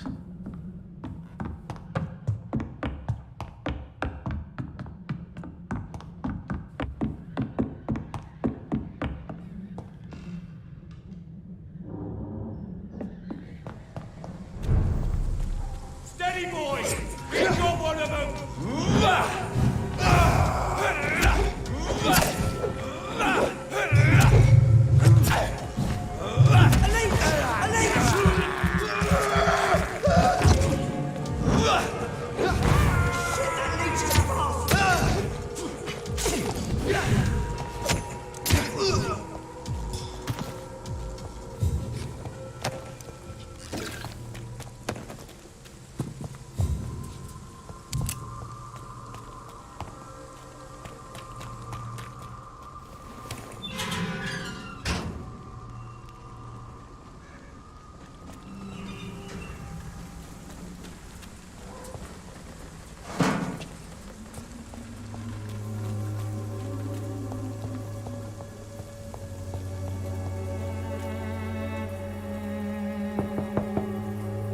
Hello, Mr. Petrescu. Hello, Dr. Reed. Come on in.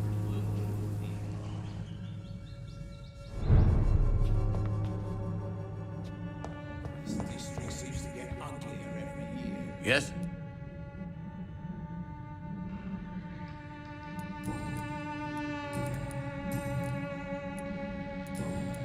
Goodbye, Miss.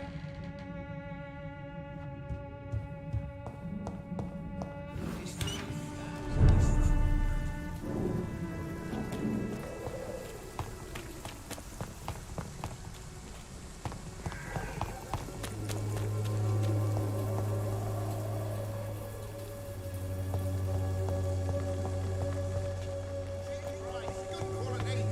Come on, take a look. Don't be afraid.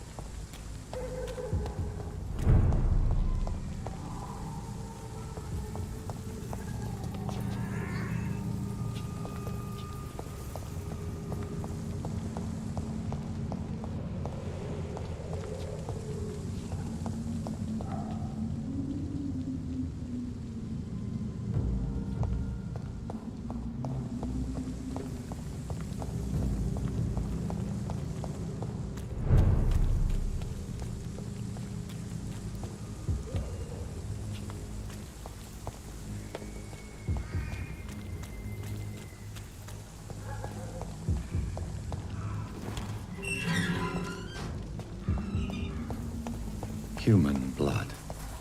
Whoever left these marks did so deliberately. Kill him, boy!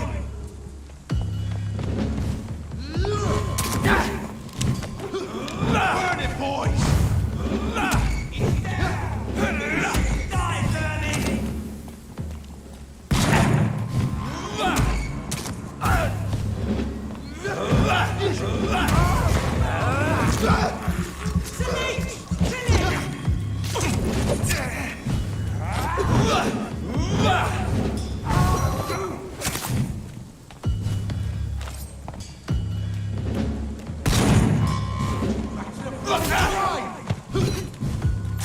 Trust the leech, boys!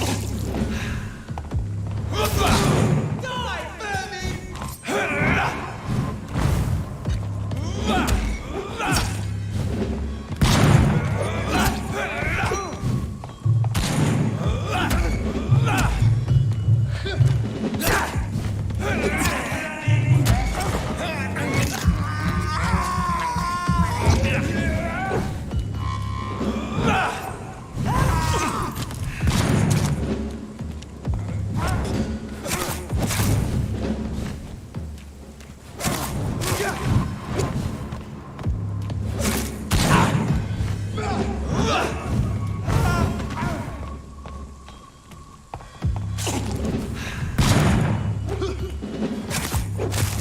Burn it, boys!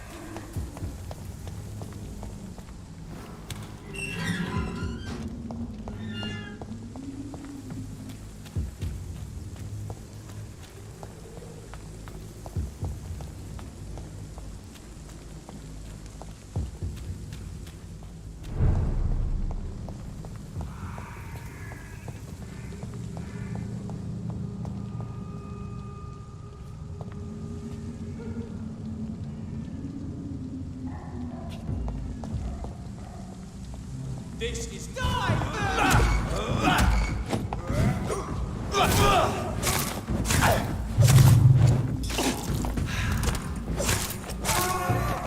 There's one of them.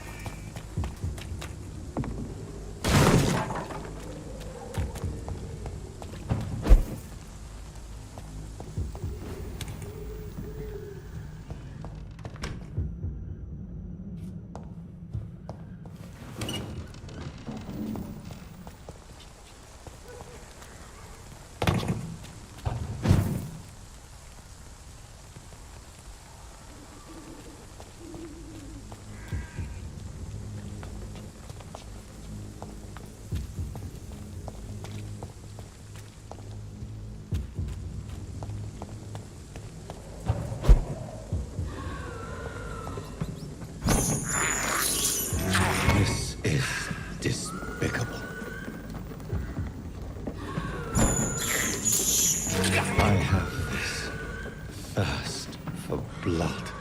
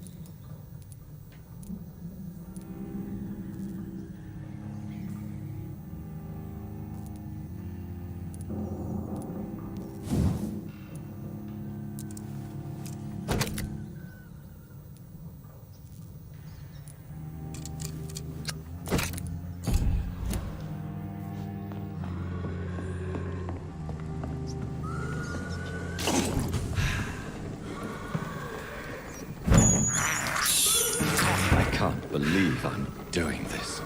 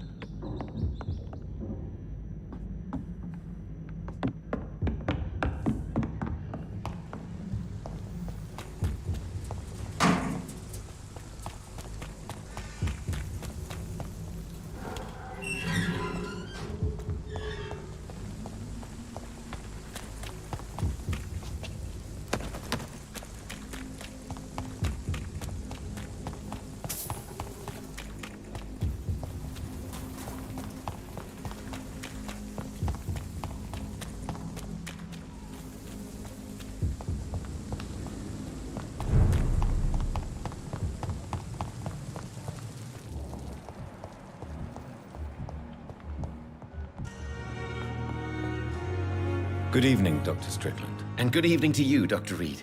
Can I be of any help? Do you need my medical attention, dear colleague? You don't have to worry about me, Dr. Reed. I am here to assist you, not to be a burden.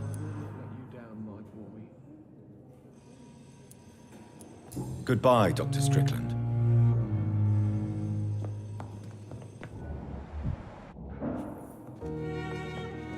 Good evening, Mr. Fiddick. Good evening, Dr. Reed. Any news about my operation? Is there anything else that's bothering you? Can I help in any way? Really? Why has no one else asked me that since I got here? I thought I was in a hospital. Unfortunately, you are not the only person who needs help. And complaining about it won't do you any good. Well, perhaps you're right, Dr. Reed. I'm sure if me missus was still alive, she wouldn't be happy with me going on like this.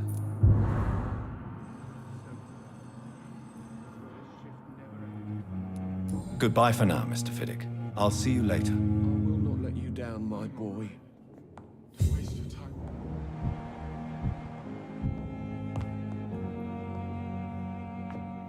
I'm quite busy right now, Dr. Reed. Do you need my assistance? Don't be ridiculous. I'm capable of dealing with this myself. I've just not taken the time to do so. Then you are lucky that I have taken the time to do so. Consider it a gesture of solidarity between professionals. I wish this hospital could have received as much attention from you, Dr. Reed. We do not see you in surgery very often. Thank you for your time. You always knew the words to calm the children, Helen. Blundering idiot. Good evening, Doctor. How is my son doing? Do you require medical attention as well, Mrs. Goswick? Do you know you're the only one who's asked me this? No. I don't feel well, actually. Despite what you think about this place, I can tell you with absolute certainty, taking this will help you recover. Well, at least your reputation seems well-deserved. Unfortunately, I can't say the same for this hospital.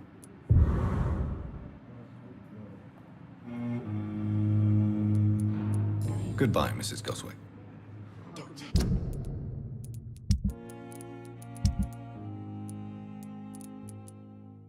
Sure we're making a difference.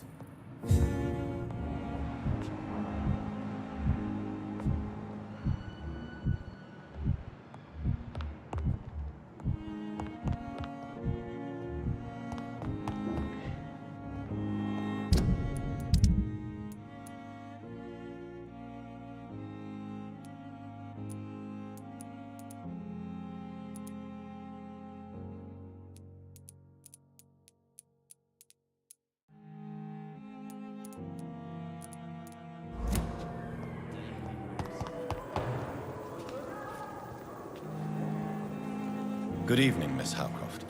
How are you tonight? I need blood, Doctor. Warm, rich, vibrant blood. I have made inquiries about the men who were tracking you, Miss Howcroft. I did not expect a mortal to have this sort of courage. Speak, Doctor. Why are they hunting me down? It was a misunderstanding. These hunters were in fact looking for a very different creature, but they mistakenly put their sights on you. I knew it. I have become undone. Those hunters have discovered me, but they don't know what I'm capable of. If you'll accept some advice from a petty mortal, I think you should assume a low profile and just quietly disappear into the shadows. You are right. And you have served me well, mortal. Take this as a reward for your time. Perhaps I will allow you to drink deep of my blood. One day. Thank you. I'll keep that proposition in mind. I'll leave you, Mistress of the Dark.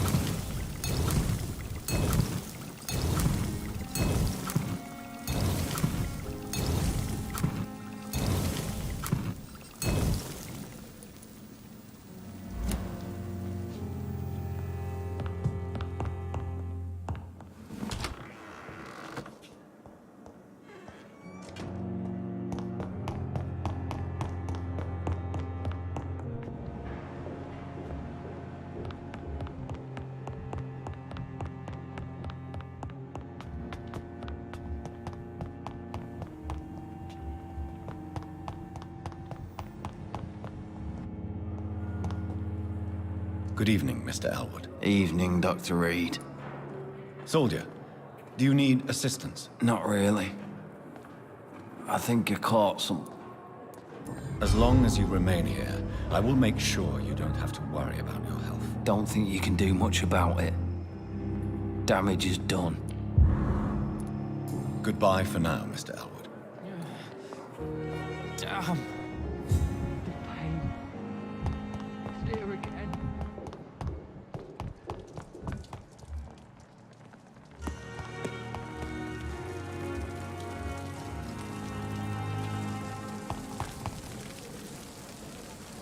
Good evening, Nurse Brannigan. Good evening, Doctor. Do you require medical assistance, Nurse? I will be fine, as soon as I can get some sleep. Nurse, you won't be able to help people if you're sick. Take this, and do try to get some rest. I'll try, Dr. Reed. Thank you.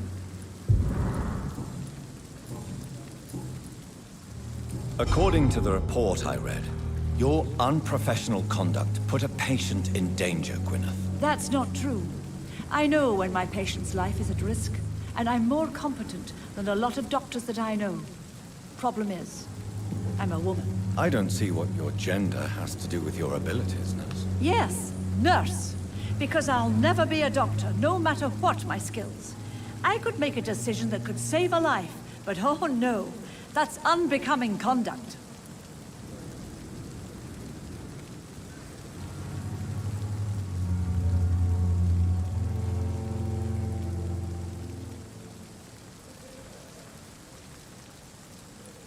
Have you heard of Elizabeth Blackwell?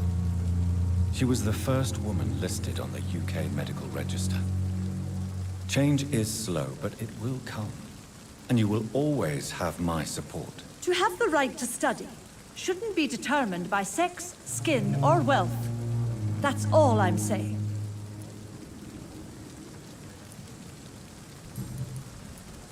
Goodbye, nurse. Call me if you need assistance.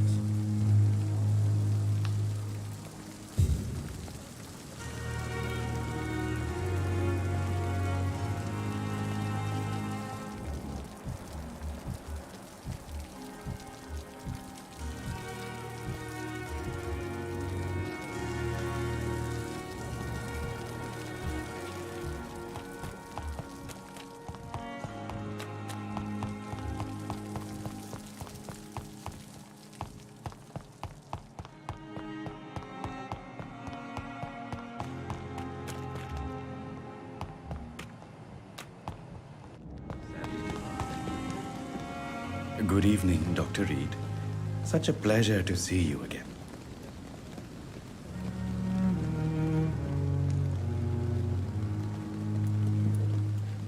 Do you need medical attention? Well, the proximity of the dead is not the most healthy company, even if the quiet can be appreciated.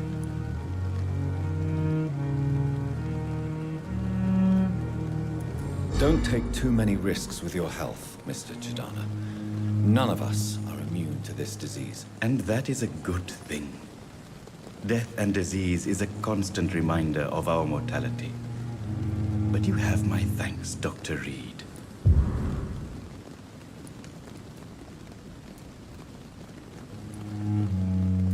Goodbye, Mr. Chidana. More bodies will arrive and then sadly depart. I'm managing a train now.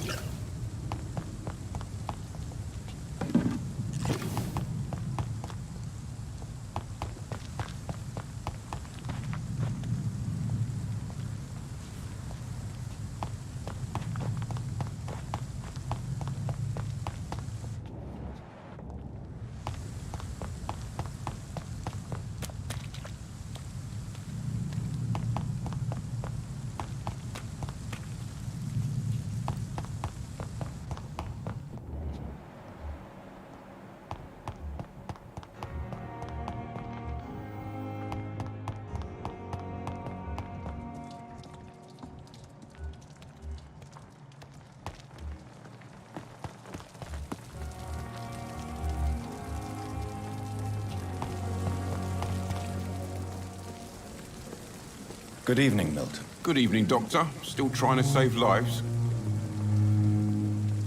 Do you need any medical help, Milton? I'm afraid I do. Like everyone in this hospital. Our job brings us into contact with all kinds of infections, Milton. There's no shame in being ill while you're in a hospital. That's easy for you to say, Doctor. I get the feeling you don't fall sick often. But thanks, anyway.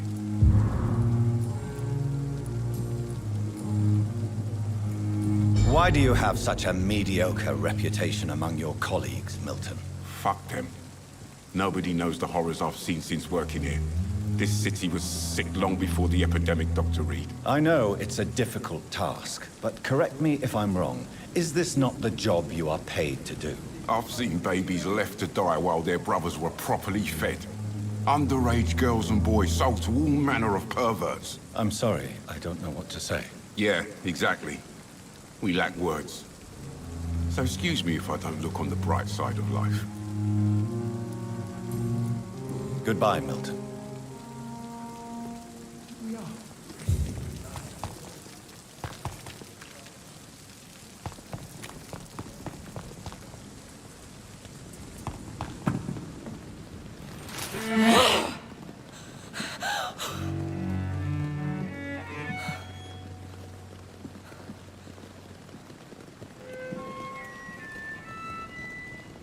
I would ask you to avert your eyes, sir. Or did you not know it was rude to stare? I knew it. Speak up, Dr. Reed. I like a man who speaks his mind.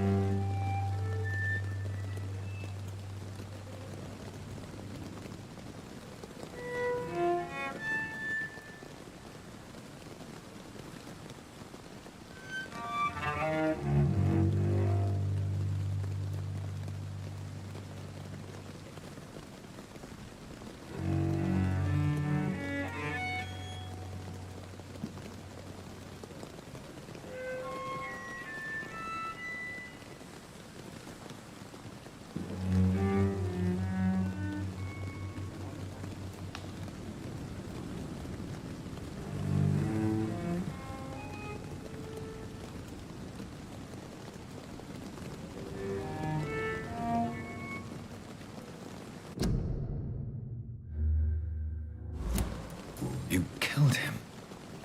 He trusted you. And you killed him. Spare me your sarcasm, Jonathan.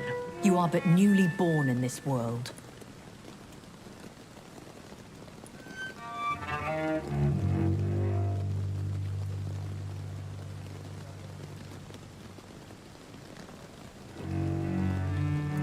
So in the end, the accusation was true, wasn't it? The situation is somewhat awkward nonetheless. I have not been observed sustaining myself for many decades. I have to say I'm a trifle embarrassed. Anyway, I have concluded my inquiries concerning your blackmailer. I see. Please excuse my agitated state. Under normal circumstances, I wouldn't let anyone see me in this condition. The case is closed, your ladyship. The person who took advantage of you has, shall we say, seen the error of her ways. So who was it? My lady, the blackmailer was dealt with using the utmost discretion. The culprit's identity is of no relevance. Thank you, Jonathan. That is exactly what I needed from you. You have proven your loyalty, so, as a friend, please accept this small token of my appreciation. Thank you, my lady.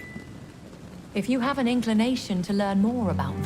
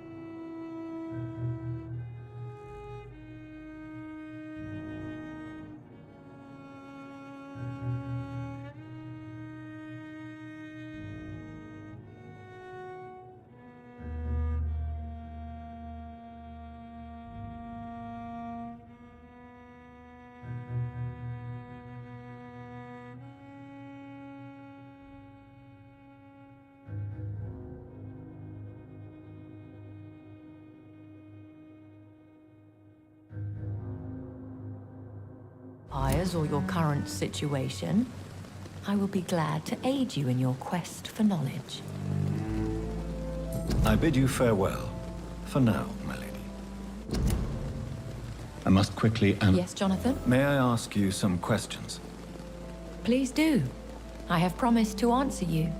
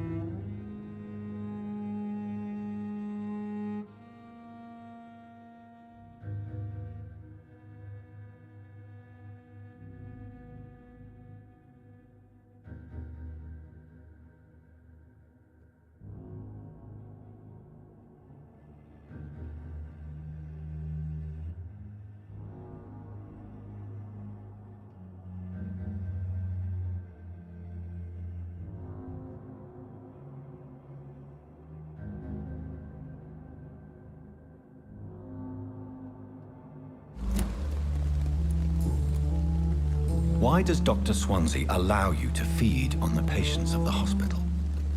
Dr. Swansea is a good and compassionate man. He is trying to find a solution for our hunger. Until that happens, he is clever enough to understand that I only feed upon the dying. What do you know about this Brotherhood of St. Paul's Stole? The Brotherhood is well known amongst London vampire society. As long as our kind is discreet, and as long as they do not interfere, we have come to a mutual understanding.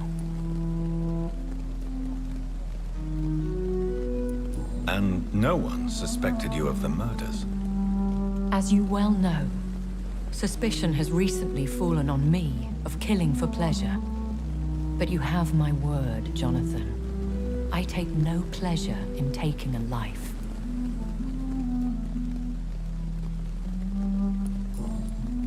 I know this is beyond the pale, but may I inquire your age? Really? And I thought you were gentlemen. If you must know, I'm 27. I've been 27 for a long time now, and 27 I shall remain. Very well, but I believe there is more to this than you are saying. A lady has to have some secrets.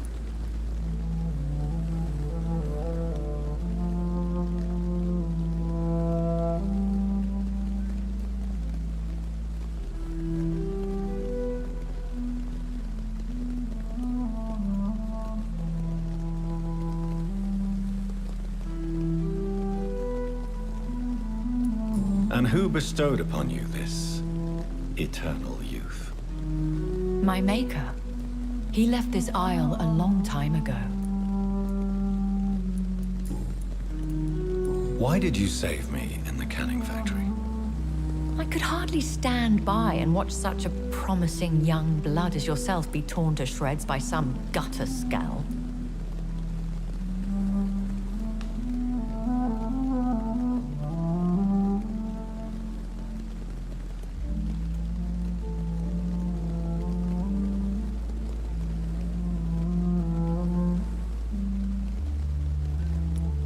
William Bishop wasn't the vampire that created me then? No, Jonathan. Whatever their strength and demeanor, Scowls are the progeny of careless vampires. It cannot be the other way round. What type of vampire is a Scowl? Not a true vampire. The deformed offspring of lesser vampires. It is a shame these creatures run wild, slaves to their baser instincts.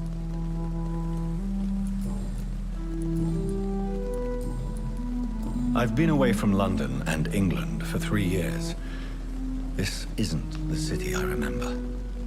Things have gone from bad to worse here, Jonathan. I've lived in this city for a long time, and I've never seen it like this.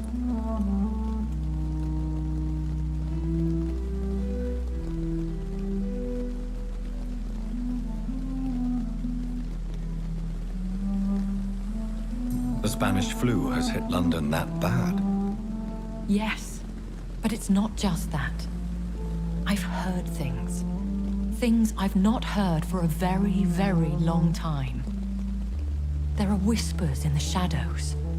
Something far worse than the Spanish flu is here in the city. What is it you fear? Fear has long since flown this form. But there is something malevolent circling us. I feel fear is merely waiting in the wings.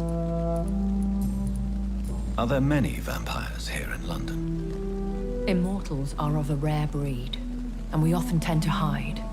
But you may occasionally meet some of us at night. Do you know any of them? Have you an idea of the identity of the vampire who attacked me? You mean your maker?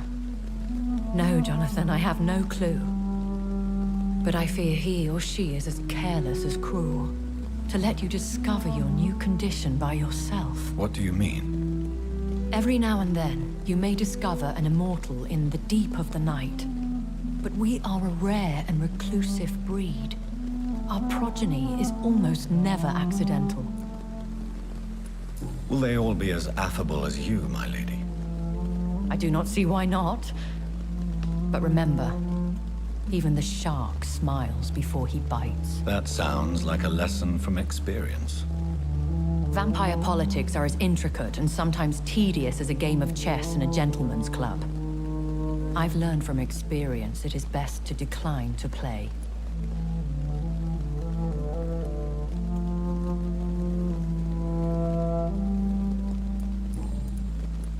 When I awoke, changed, I was chased and attacked by vampire hunters. Prepared and well-trained. Though I can't be certain, more than likely it was the once glorious Guard of Priwen.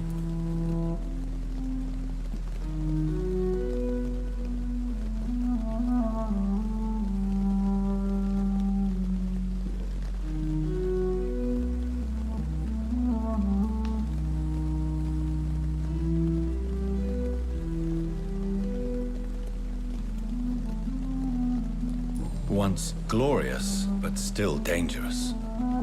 They have seen better days, but all fanatics are dangerous. You would be wise to stay clear. They are sworn to destroy our kind.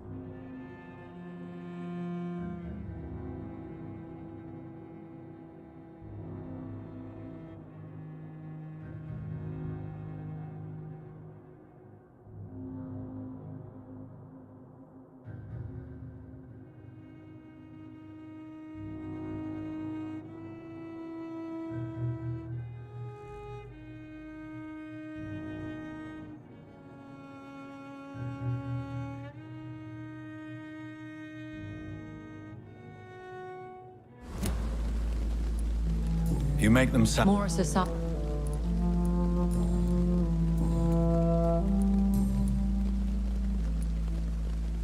I've been hearing a voice talking in my head. Is this some kind of insanity? It feels like the voice of the vampire that created me. Hush. Tell no one this. It would be unwise to talk of such things amongst British immortals. Speak no more of your maker. How could this cause offense? Only the powerful immortals can mentally call to their progeny. No vampire or hunter will sleep easy, knowing that an unidentified elder is stalking the streets of London.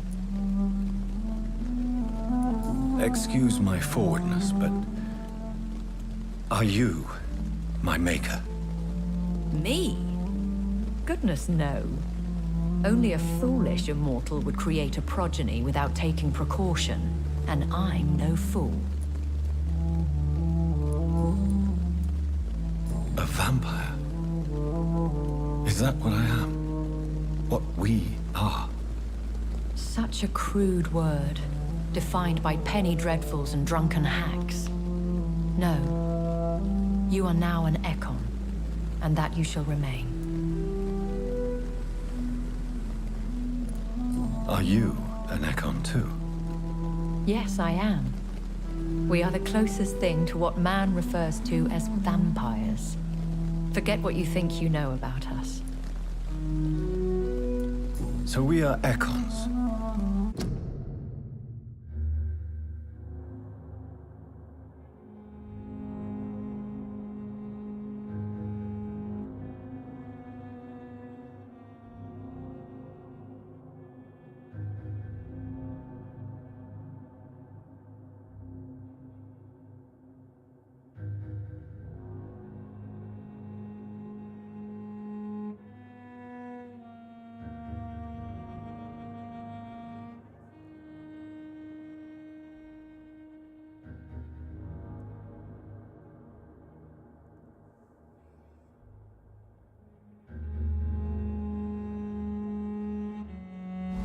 How can I identify us amongst other vampires?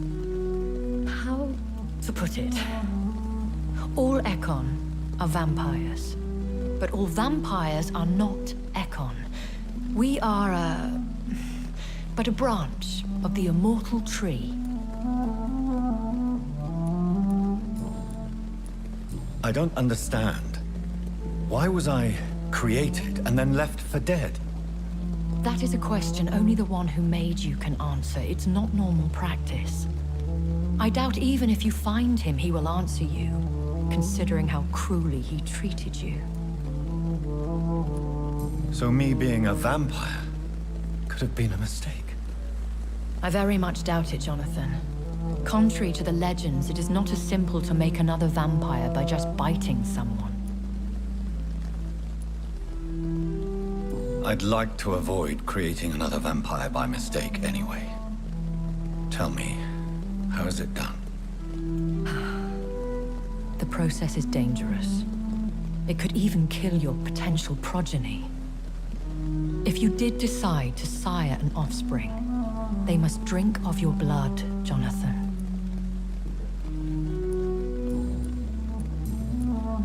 I bid you farewell, for now, my lady.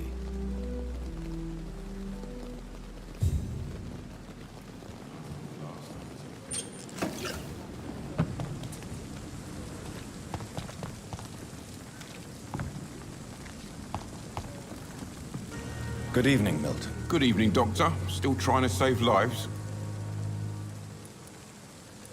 I'd like to see... Wise choice, Doctor.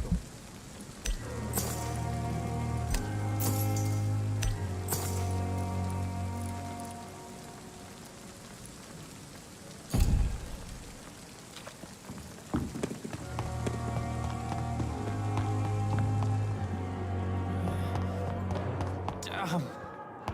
The pain. It's here again.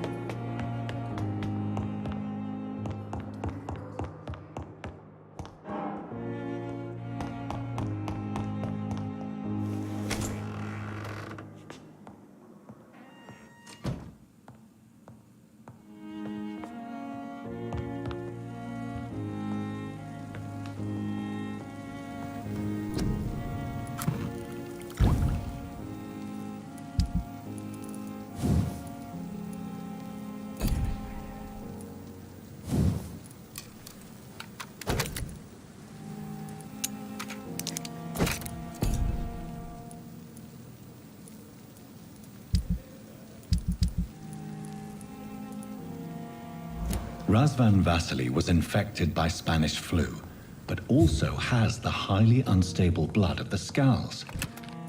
Is the London vampire epidemic transmitted through the flu? I should talk to Dr. Swansea about it.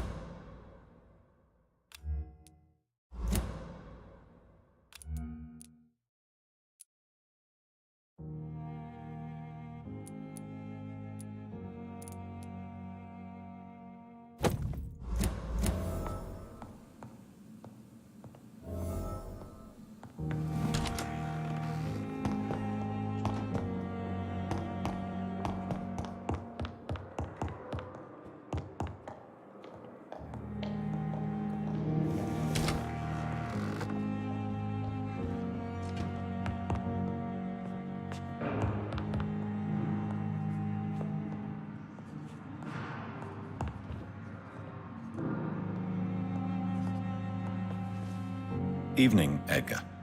Could I get your professional opinion? Please speak, but I have something important to tell you. This strain of flu, it's very different from the one I saw in Europe. It's downright peculiar. Really? What makes you say that?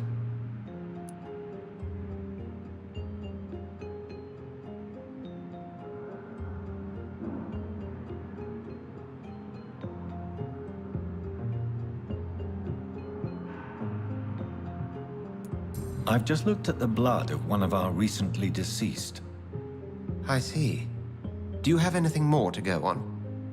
This disease spreads and looks like the Spanish flu, but its effects differ greatly. The London strain is different from the continental one. This is very interesting. Did you find something else? Yes. Unlike the flu, the infected begin to show an increase in outwardly aggressive behavior. More than simple agitation. Once docile people become violent. You mean like rabies? Is there a chance we could create a vaccine, Jonathan, like Pasteur? By the stole, that would be smashing. There's a lot we're not seeing here. But it is spreading, and quickly. If we don't act, the whole city could be lost. But Jonathan, we've a fantastic opportunity sitting right here in front of us. A weapon of choice. What on earth do you mean? Why, you, my dear boy. With your expertise and your blood, we could isolate the properties that course through your veins. Think about the possibilities.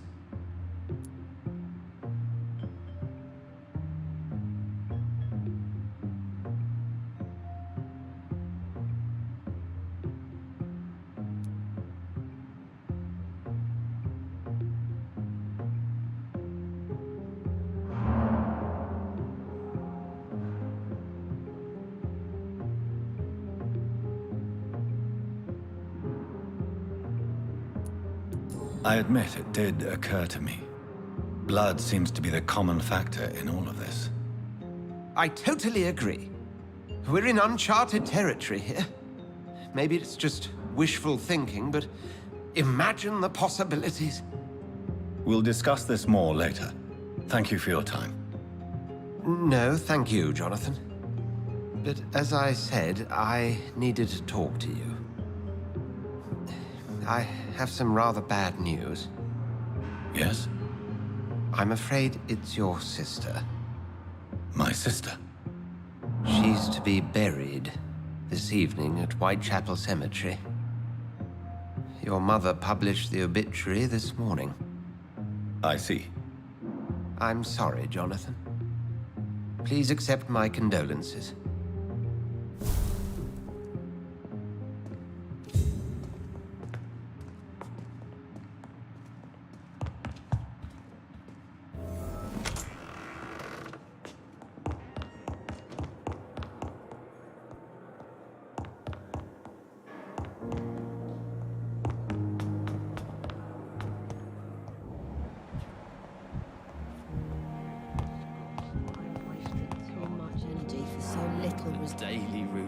Good evening, Nurse. Good evening, Dr. Reed. Do you need medical help yourself, Nurse? I'm afraid I've contracted some illness, Dr. Reed. Not under my watch, Nurse.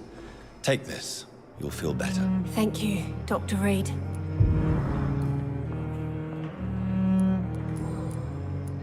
Pepper, are you sure you want to leave this hospital? To become a nurse was a little girl's dream. But in the end, I don't feel that useful. I want more. I want to make things change.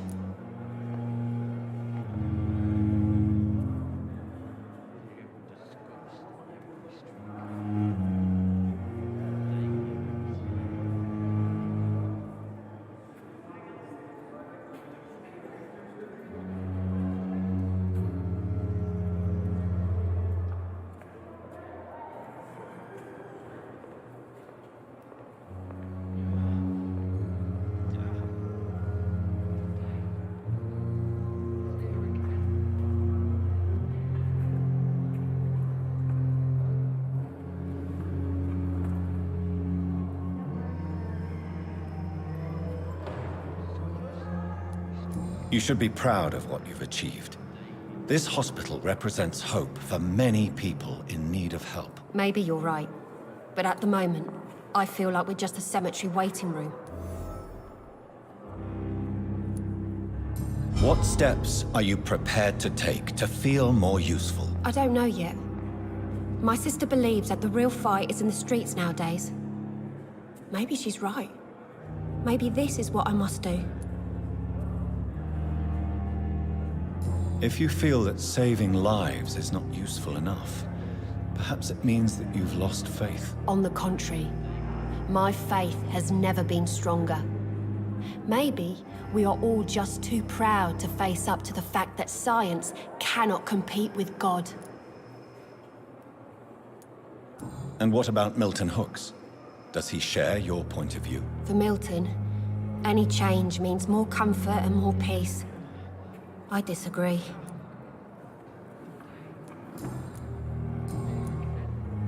Goodbye, Nurse Hawkins.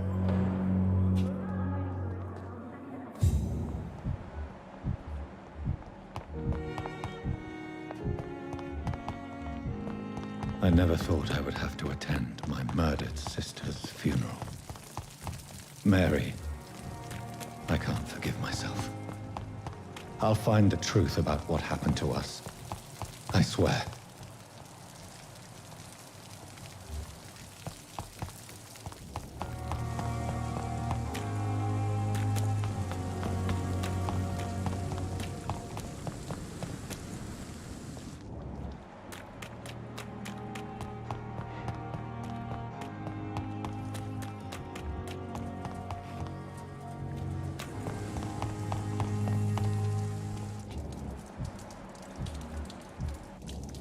This city is more peaceful without the bombs, but no less dangerous. Hello again, Mr. Blight. Good evening, Dr. Reed. Do you need medical attention, sir? Afraid so. In the war, I was always worried about picking up something, getting some infection. Unfortunately, I've got that fear in London now. Throughout history, some diseases have done more damage to armies than any weapon created by man. You were wise to be careful. You're working at the Pembroke Hospital, aren't you? That's a good enough reason for me and Oswald to go there. Goodbye, Mr. Blight. Take care of yourself.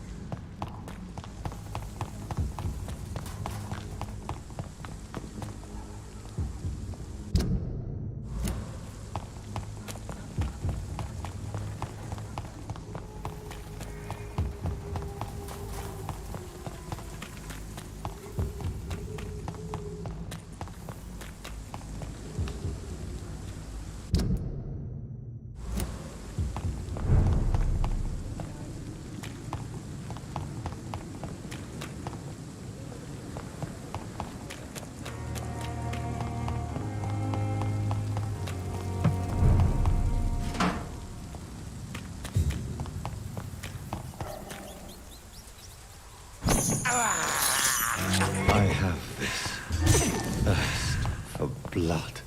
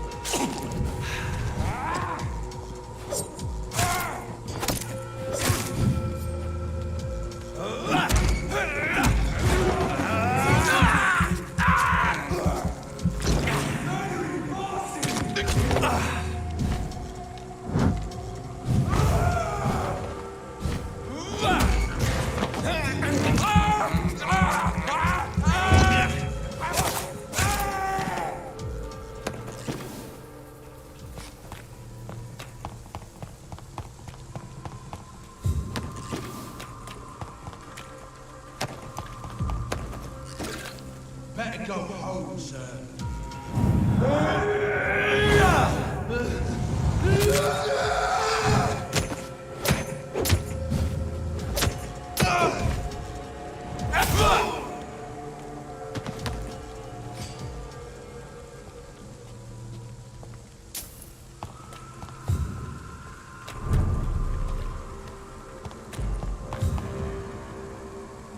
Crush the leech, boys!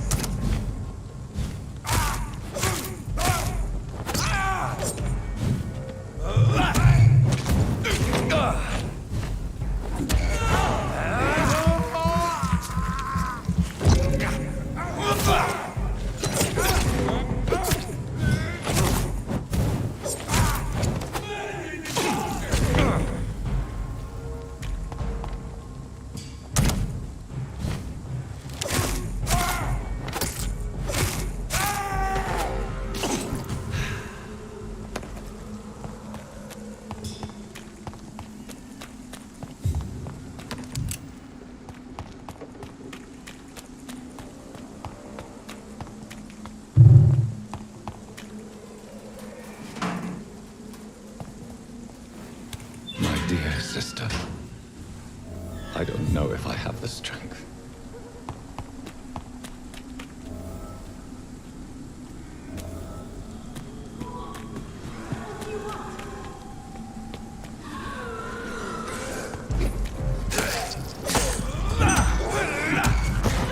Somebody help!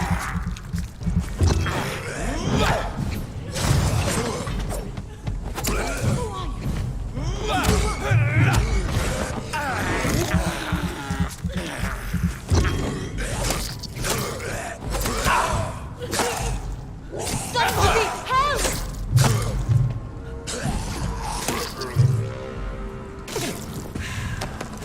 Who are you? What do you want?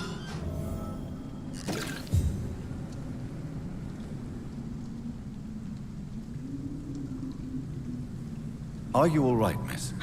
I don't know. Who were those people?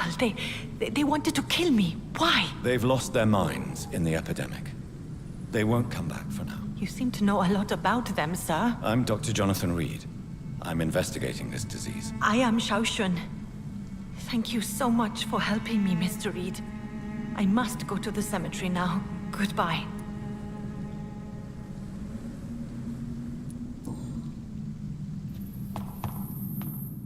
Carnage. This man's far too old to be Samuel. No. By the look of his clothes, this man's a docker.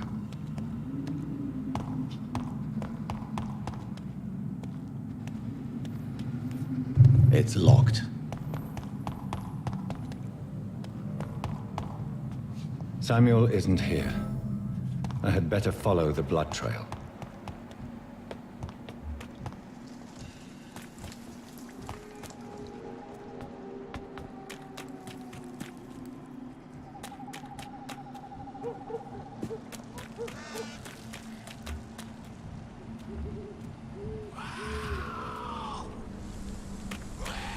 As I feared. Samuel no longer preaches the good word.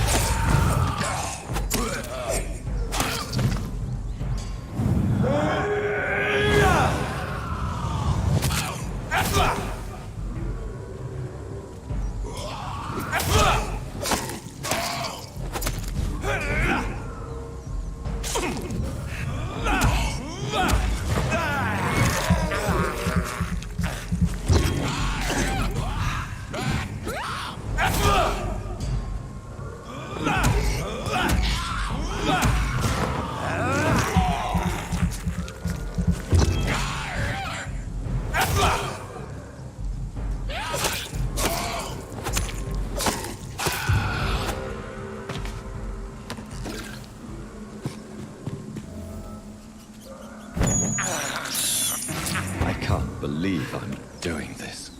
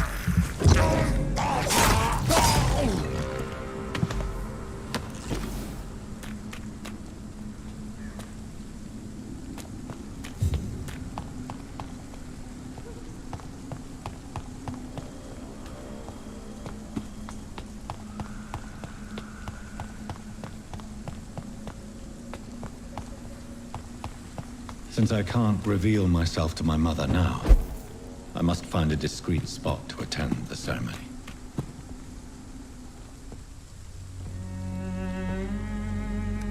I am the resurrection and the life.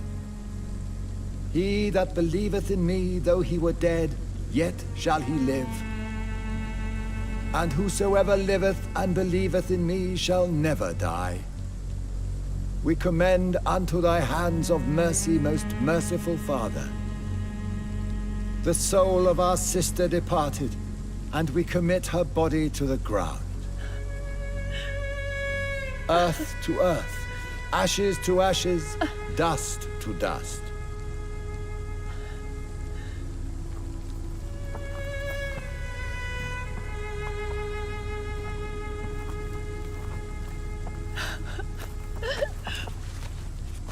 Why kill my Mary and stick her here in this cold, god-awful place?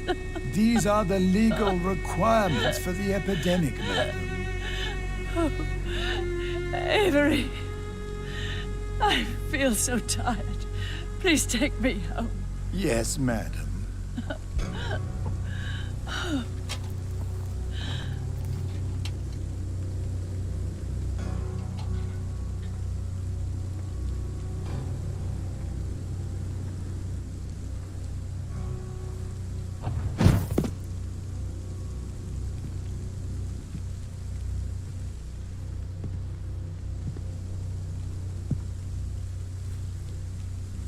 Oh, Mary. What have I done?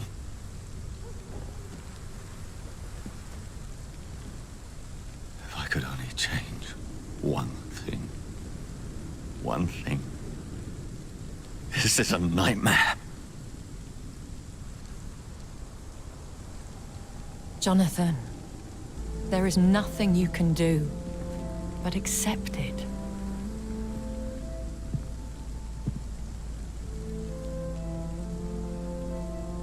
What brings you here? I thought you could use the company. I am so sorry for your loss, Jonathan.